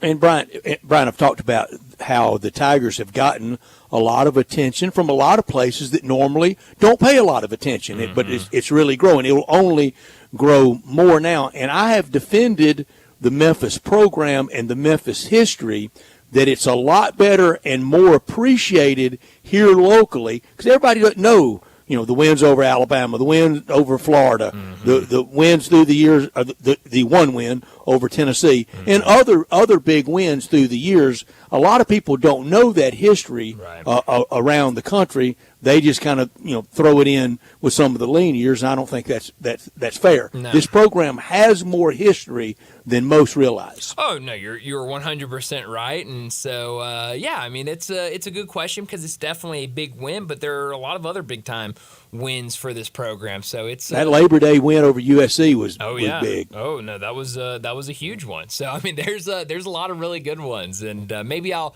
try to put together a list and see where. I definitely got to ask my dad that was a great idea by you, Brad. For sure, add Saturday to it. Oh, you got it. It's got to be somewhere on there because that was definitely special, and now sets up for the rest of the season, which obviously starts Saturday against Navy. I know Drew DePriest, proud University of Memphis grad, then Memphis State. I know that he's celebrating. All the team down at All-Star Chevrolet and Olive Branch celebrating. Together, let's drive to All-Star Chevy and Olive Branch where all the Chevy trucks are. Every new Silverado you're looking for, come drive a few and see which one you want. Financing as low as 1.9 and no payments for 90 days. That's 0 payments for 90 days. Your good credit deserves it, and you get it immediately at All-Star Chevrolet. First exit after you cross into Mississippi on Highway 78, Kraft Goodman Road, just in time for tailgating at the next game. All-Star Chevy, they have the best tailgating Tahoes around. If you're law enforcement, first responder, healthcare worker, military, recent grad, educator, you get a $500 bonus back instantly. Head to All-Star. Check out the huge, and I'm talking huge, pre-owned section. They have their Jeeps, Fords, Nissans, Toyotas, cargo vans, a ton of pre-owned Silverados. And if you got any vehicle you want to sell, whether you bought it there or not, bring it to All-Star.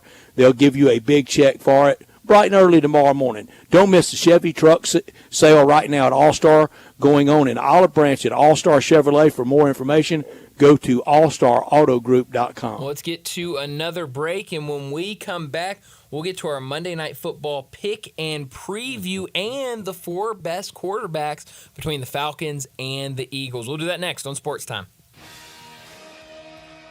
Add a little fun to your lunch break. Join Johnny Radio for Sports 56 Happy Hour from 11 to 1 every weekday on Sports 56 and 98.5 FM.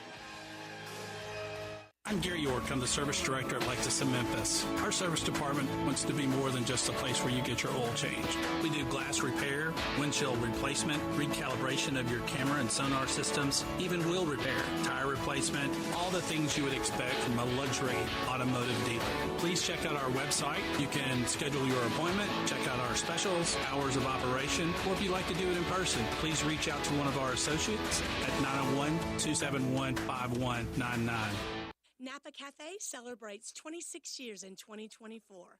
Hi, I'm Glenda Hastings, owner of Napa Cafe, and I want to thank you for making us part of your dining experiences. If you are a first-time guest or have dined with us countless times, I want to thank you for making us part of your lives. Whether you're celebrating with the crowd or planning a cozy date night on the town, Napa Cafe can provide you an extraordinary evening. We have 5 dining rooms, including our private wine cellar, our Jan's room for 2 guests, and the Eleanor room for parties up to 60. Sit back, relax, and celebrate. Leave the cooking to us. Come see me at Napa Cafe, 5101 Sanderlin Avenue. We're open Wednesday through Saturday for dinner starting at 5 o'clock. We also offer curbside pickup from our full menu. For details on our stay-in, dine-out menu or reservations, visit our website at napacafe.com. Come join us as we celebrate 26 years of Napa Cafe in 2024. We can't wait to serve you. Guns, and more guns. Over 700 firearms in stock. Home defense guns, old guns, new guns, used guns, big guns, little guns. Every gun you can think of, Classic Arms has them. All brands like Glock, Sig, Colt, Ruger, Smith & Wesson, Browning, Beretta, Benelli, Remington, Winchester, and more. Guaranteed lowest prices in town. Only gun importer in the Mid-South. Free gun inspections and appraisals and free bore sighting for the upcoming deer season. Shop online at ClassicArmsOfMemphis.com or visit Classic Arms at 1740 Germantown Parkway behind Quicky's Barbecue in Cordova. Summer's summer's heating up, and so are the savings at Choate's. We've got 3 incredible offers to make your season spectacular. First up, our Grill and Chill with Choate's Summer Special. Upgrade your HVAC system and choose between a free Yeti cooler or a Green Egg grill on select systems. Then power through any outage with Choate's generators. Be one of the first 50 customers to buy a generator and score a massive 75-inch TV or an iPad. Also, don't forget about our tankless water heater offer. Purchase a tankless water heater from Choate's and receive a premium toilet free. Don't wait. These offers are too good to last. Turn to the experts with Choate's and call 347-8086 or visit us online today for your free estimate. Now introducing Choate's air conditioning, heating, plumbing, and generators. Choate's, let our family serve your family. Rick's Powder Coating for a beautiful finish every time. Rick's Powder Coating specializes in automotive, ornamental, residential, and industrial coating. With 2 conveyor lines and the largest batch ovens in the Mid-South, Rick's can accommodate all of your powder coating needs. Locally owned and operated since 2002, Rick's Powder Coating will customize a beautiful finish just for you. Drop by or call to see how Rick's Powder Coating can bring color to your life. 901-367-2771 or rickspowdercoating.com. Sports 56 traffic.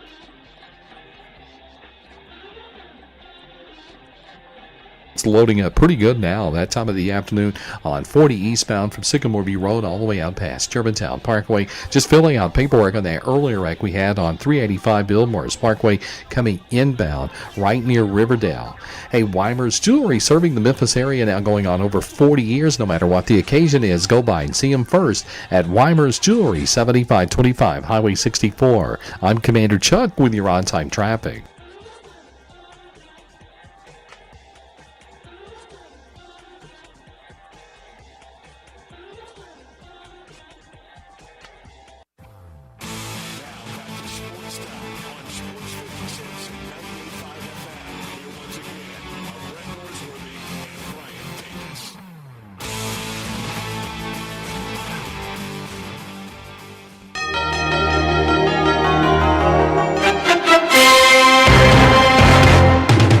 Hello again, everyone. I'm Howard Cosell. Welcome aboard.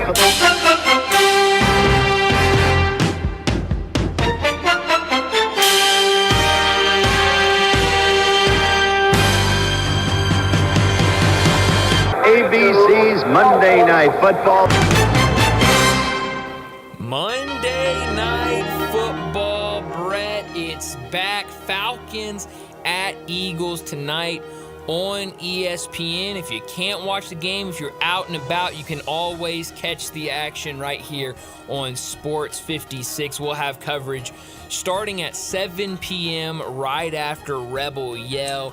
But this should be an interesting matchup. Falcons and Eagles. We know the Eagles started their season in Brazil in an interesting game. I've seen the coverage on ESPN has been going for the last hour or two. Jason Kelsey is there, obviously, with ESPN, but certainly having a good time being back in Philadelphia. This should be an interesting game. Jason Kelsey doesn't pay for anything in Philly, does he? No, not at all. He could go to the car dealership and go, give me one, exactly. right? And they're going, yeah, of course, Jason, here you go. Here's our new best suit of model. clothes. Which Yes. I don't think he's ever worn a suit in his life. No, I don't think so. He's wearing a jumpsuit tonight. Is he? Yes, on the broadcast. So. Does he have on a collared shirt? No. I don't think so. I don't think he, No, I don't think he owns a collared shirt. I don't think he does either.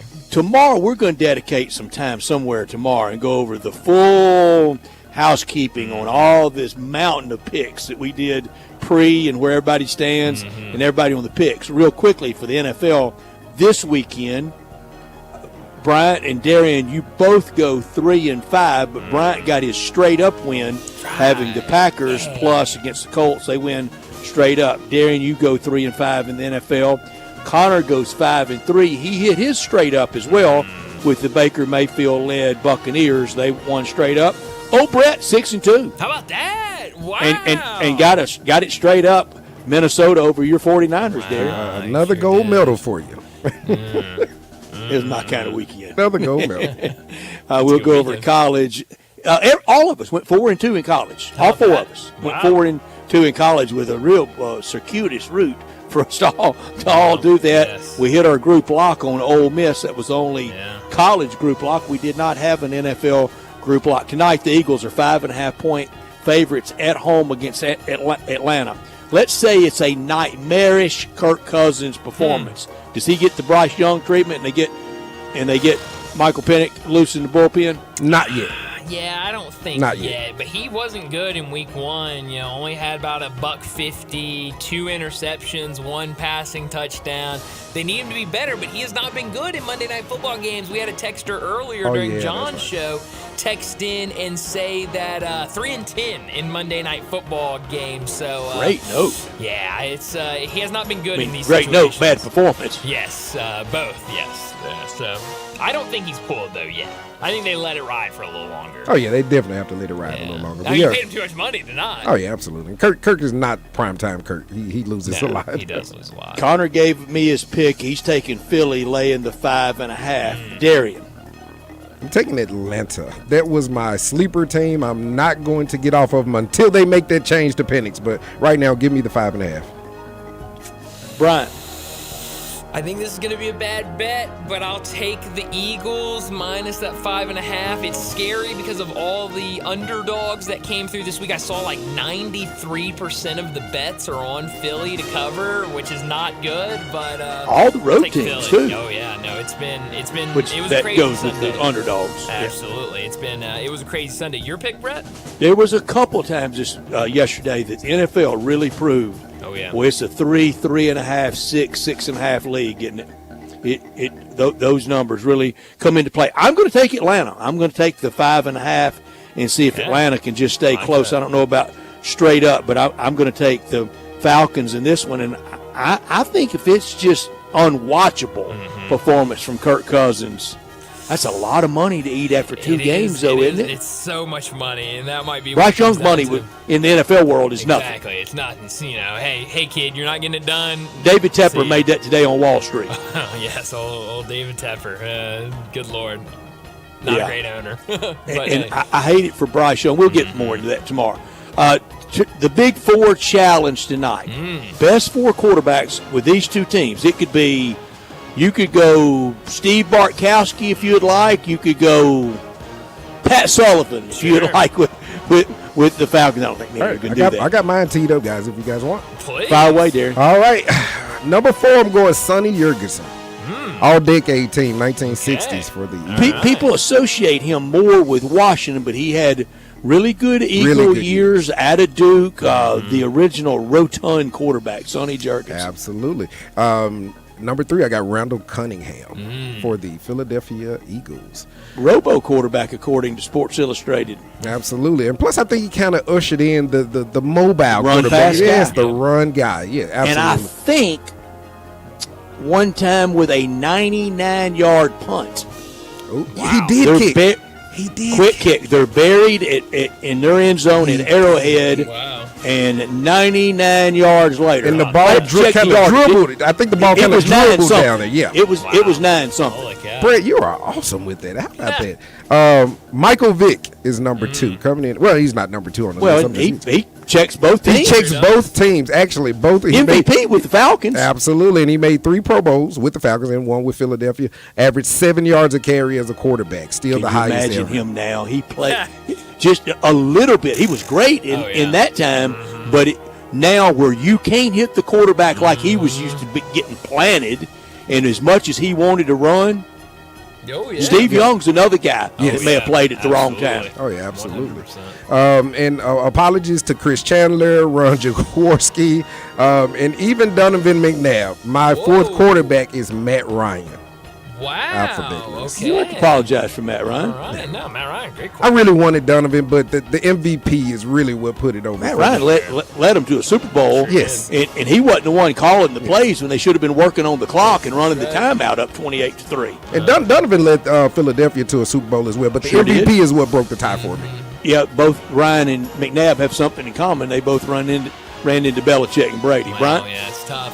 All right, I start with an OLI, the traditional outside looking in of Randall Cunningham. It's hard to have a ranking like this and not mention Randall Cunningham, so I have him right outside as an OLI. It was really tough keeping him out. Number 4, Matt Ryan. I mean, how could you not? You mentioned it with the MVP, what he did in his career with the Falcons. I think it gets overlooked a little bit, but he was an incredible quarterback. Number 3, Donovan McNabb. I know you said you gave Ryan the edge, but I don't know. I didn't. Maybe it's because I have nightmares of Donovan McNabb being as you should with that Eagles team. Number 2, Michael Vick. I mean, the only guy on this list to play for both teams. That gets you a big boost up the list.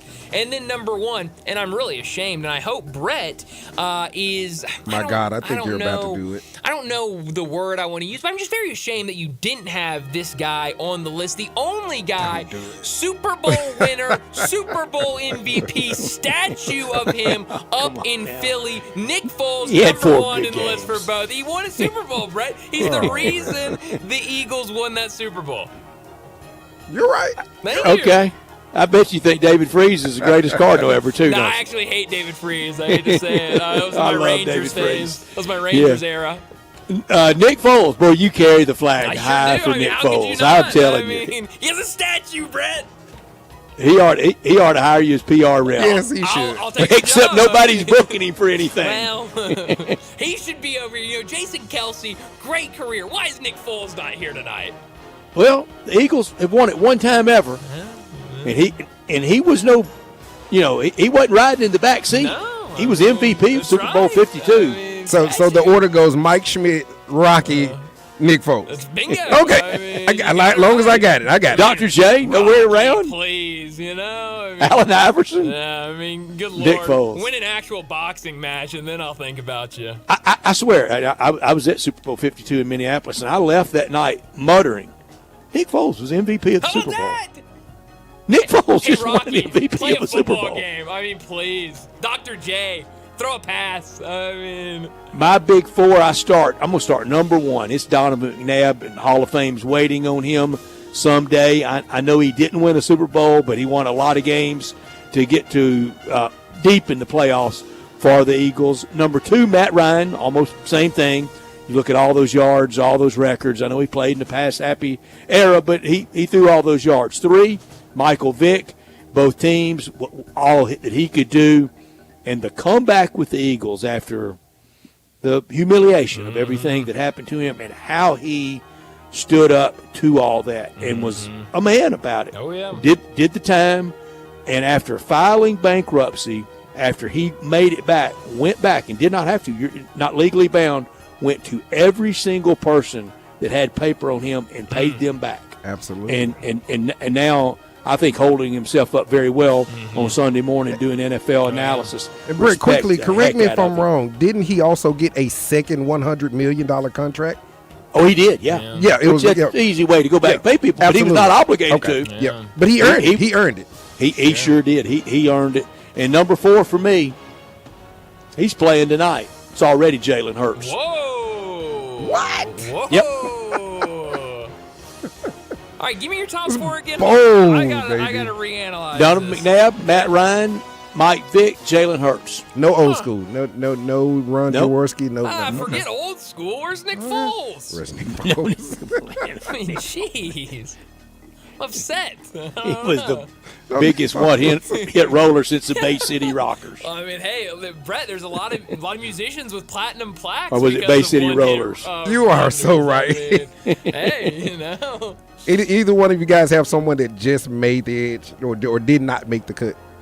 Because Donovan was mine. I was doing this with Donovan. Was mine. It was either Donovan or Matty Ice. Yeah. Biggest one-hit wonder since Adam Lambert. Wow, Adam Lambert. I didn't have that on my bingo. I've got it on my iTunes. Don't think less of me. How about that?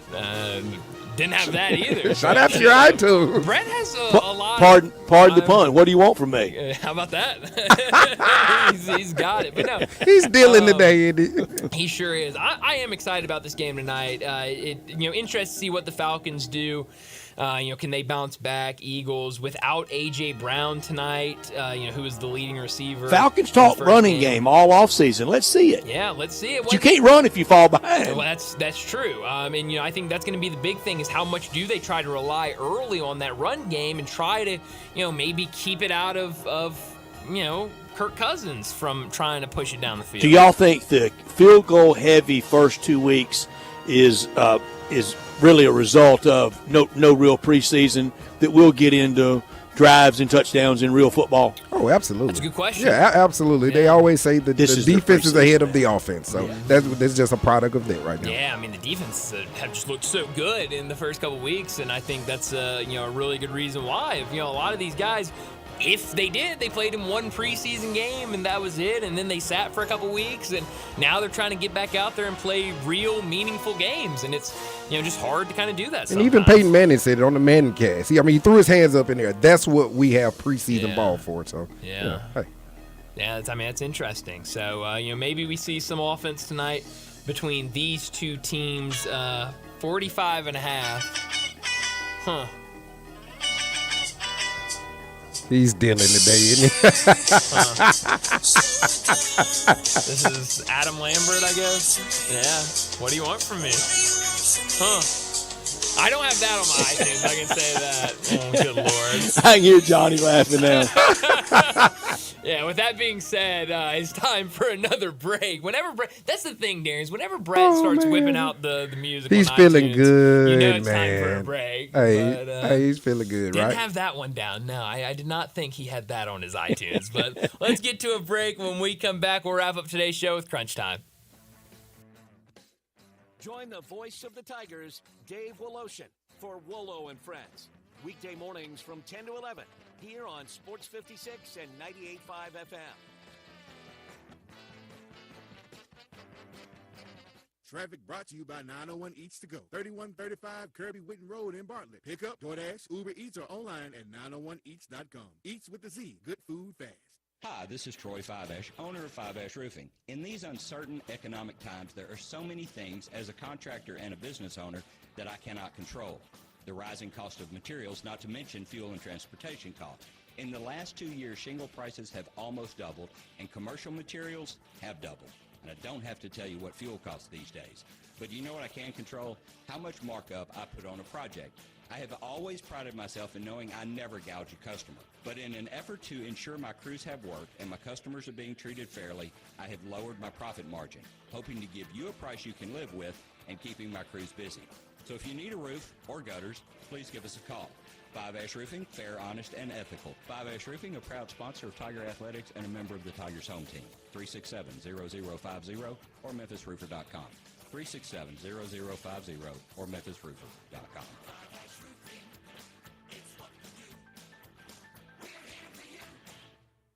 I felt like we were really lucky to have a place like Genesis. There are several jewelry stores, I know, but I don't think any of them can match up to Genesis. Meet Beth Gear, another thrilled Genesis Diamonds customer. Yeah, the whole experience was wonderful. I felt really super comfortable, and I felt confident that we were getting the best deal for the money, too. But for Beth, it was more than just getting a great price. I'd say the value was extraordinary. Even if the price had been slightly more, I think we would have still chosen Genesis just because we felt that there really was a personal connect. We felt like they really wanted us to be happy. Genesis Diamonds, where you and your budget are respected from the minute you walk in. No matter what your budget is, Genesis will work with you. They never make you feel uncomfortable if you don't have the biggest budget. They are very respectful of our budget and need to stay within it. Discover the Genesis difference, where we will be proud to show up. We always tell people to have a Genesis because I want them to have the same thing. Genesis Diamonds, Memphis' direct diamond importer and Poplar and Perkins Extended. I think a lot about golf, and when I think golf, I think Miramichi. Did you know Miramichi Golf Course offers membership? It's a great way to play more golf for less out of pocket. Their memberships run for $300 a month plus tax, and that includes unlimited rounds and range balls, no extra card fees, priority tee time booking, and discounts in the pro shop. Oh, by the way, there's no initiation fee. Miramichi green fees, they'll allow you to choose the right rate at the right time on the right day for your needs. If morning tee times are more more important, you can book up to 14 days ahead of time to reserve your spot. If rate is more important to you, there are discounted evening rates available that you can choose from. You'll find the lowest rates on Tuesday through Thursday afternoons. Sometimes you just need to escape the hustle and bustle of life. Miramichi Golf Course provides just the right place to solve that need. The name Miramichi means place of happy retreat. When you need a quiet, peaceful round of golf, please make your way to Miramichi. If you own a business, you know Luttrell Belting keeps you moving. Luttrell has cost-effective belts, conveyor components, and 24/7 on-site service to keep you operating smoothly. Text or just a phone call away at 800-441-8946 or online at LuttrellBelting.com. Luttrell's Memphis plant stocks belting in nearly every size and finish, and if they don't have it, they'll make it. From ordering to selection, fabrication, and installation, your Luttrell sales rep is there for you. Luttrell Belting keeps you moving. Sports 56 traffic. Good afternoon. Still trying to mop up a couple of wrecks we had out here earlier. It's heavy, right on schedule as we check it out live. 40 East passing Sycamore View Road, making that drive all the way out into Fayette County. It's busy going outbound Summer Avenue. It's heavy in the Midtown area, I-40, but at least it's moving over here in both directions on I-40 up by Chelsea. Hey, Weiber's Jewelry, 7525 Highway 64 is your full-service, family-owned jewelry store right here in the Memphis area. I'm Commander Chuck with your on-time traffic.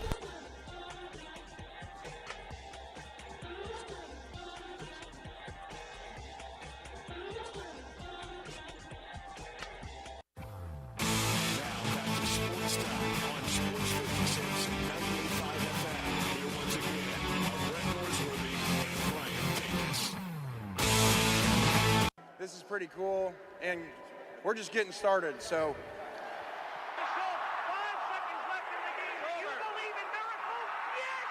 spanning the globe. go crazy, folks!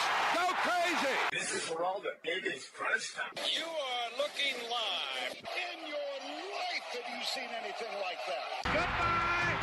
Hello, Haskell. It's obviously crunch time. Hammer, nail, coffin. This baby is over.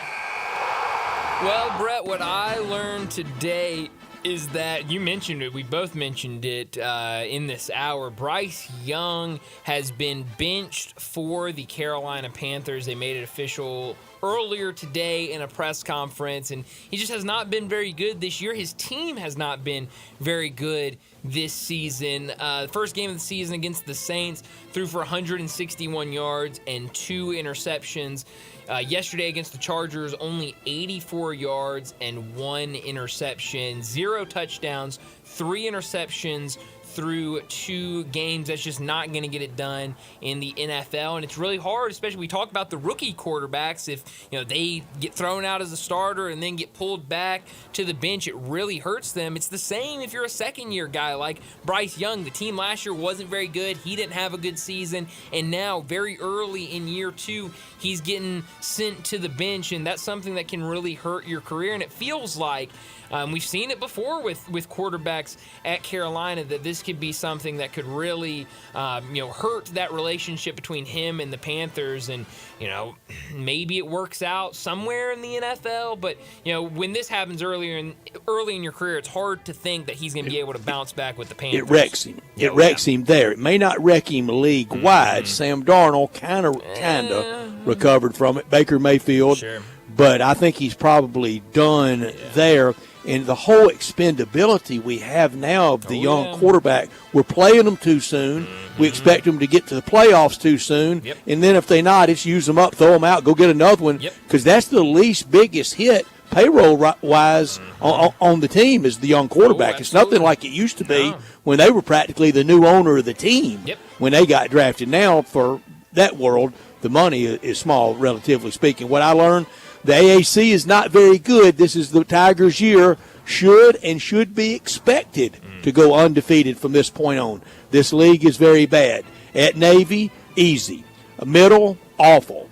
Let's don't overdo it on USF. North Texas, bad. Charlotte, awful. Texas San Antonio, not very good. Rice, please. UAB at home and at Tulane. It's go undefeated or go to the Gasparilla Bowl. Yeah, it definitely feels like that, but I do feel like this team is built to be able to go through this conference. What I could have done without, it's the injuries in the NFL. Earlier today, it was announced that Isaiah Pacheco is expected to miss 6 to 8 weeks for the Chiefs. And then just about an hour or so ago, it's being reported that Cooper Kupp is now expected to be out extended time after he left yesterday's game with the Rams. Rams have a bunch of injuries. A bunch of Puka Nacua is out for a couple of weeks. They put him on the IR. So do you ask Aaron Donald to come out of retirement? I mean, he ain't playing wide receiver. No, but I mean, if you could stop points from being put up on the board for the other team, it might not hurt to give him a call. Hey, Brian, how about this? What about the old Madden curse? Christian McCaffrey on the IR. It's the Madden curse. It's happened again. Is it real? Yeah. Apparently so. I guess so. I mean, you can go through the litany of players that have been on Debo that Samuel cover. now out. Yeah, it's a lot of injuries around the NFL. Old Madden curse. Especially at those weapon positions. I could have done without this on Saturday. Had a great time, except for this. I finally watched Live Golf. How about that? But not for long. At Wake, the TVs were all tuned on the CW, and then about 30 minutes before game time, there it was, Ole Miss and Wake Forest kickoff about to start, and there's Live. It was on, and it looked about as silly as I thought it would. Did you pick a team? You No. a fan of No, anybody? I'm going to pass on the Didn't watch on enough. the high flyers. And next time you go out to Wake Forest and you're playing on the CW, it won't be you'll pick a team. It was something going by an exit, though, at closest I'll ever get to Martinsville. How about that just says NASCAR, doesn't That it? sure does. You're in NASCAR land. Yeah, that's absolutely right. Where are you beaming tonight? Monday Night Football in South Philly, Atlanta, at the Eagles, the Michael Vick Bowl. Philadelphia leads all time 21-15-1. They last played on Monday Night Football in 2015, 2005 as well, 1981, and the very first time they met on Monday Night Football was 1979. Atlanta's 3-1 when they play on Monday Night Football. Yeah, beam me to Monday Night Football as well. The matchup between the Falcons and the Eagles to wrap up week 2 of the NFL. It already looks like a good crowd out there for Monday Night Football tonight as they're getting ready on ESPN. But, I think a lot of questions for both of these teams. For the Eagles, what are you this year? After last year was, halfway into the season, the team became an absolute mess. What are you this year with a lot of the same pieces? Obviously, the same quarterback that has been a big focal point this offseason on his job security. Great question. And then on the other side, Atlanta. I mean, can you turn this around this season after last What's year? Atlanta? They got Arthur Smith fired. What's Atlanta? What is Atlanta? And they've got so many young weapons and pieces. Can they put something together this year? So I think this will be a good game to try to figure out both of these teams. But it will wrap up a week 2 where I think through 2 weeks, Brett, you mentioned it going to break in our last segment, where the offenses have really struggled. It's been, a defensive league through 2 weeks. Can we cap it off with an offensive game tonight? The Eagles without A.J. Brown tonight. Can Atlanta get Kyle Pitts going, though? Yeah. Tight end's got to be your best friend when Kirk Cousins needs to get something going. B.J. Robinson at running back. How patient will people, the Falcons, be with Kirk Cousins? Also, baseball tonight. Speaking of Philly, the Phillies at Milwaukee, Astros at Padres, and the Mets at home against the Nats, and keeping eye on the scoreboard with Braves at home against the Dodgers. Only one play-in, play-out spot left. Still a lot of intrigue in the seeding, though. Definitely. A ton of intrigue in the seeding, and should be some None fun in St. baseball. Louis. No, none in St. Louis. Swept by the Jays. No, Go all the way to Canada. Yeah, Thanks, that's not Canada. fun. But Thought hey, you were nice Thanks, people. Canada. Now, Brett, Thought you were supposed to be nice people. do we see another standing ovation for Paul Skeens tonight in St. Louis? Won't be enough there to stand. Well, even if they were all standing, you wouldn't know it was a standing What, all ovation. 80? That's right, yes. So I'll give them, have fun. Give them that standing ovation if you want. But no, not a huge slate tonight for Major League Baseball, but should be some interesting games. But all eyes going to be on Monday Night Football tonight. And again, if you can't watch it, if you're out and about tonight and want to listen to it, we'll have all the action right here on Sports 56. Our coverage will start at 7 p.m. for Falcons at Eagles. That will follow Rebel Yell Hotline. That will start in just a couple of minutes. But that's all the time we have. Enjoy your night. We'll talk to you again tomorrow afternoon.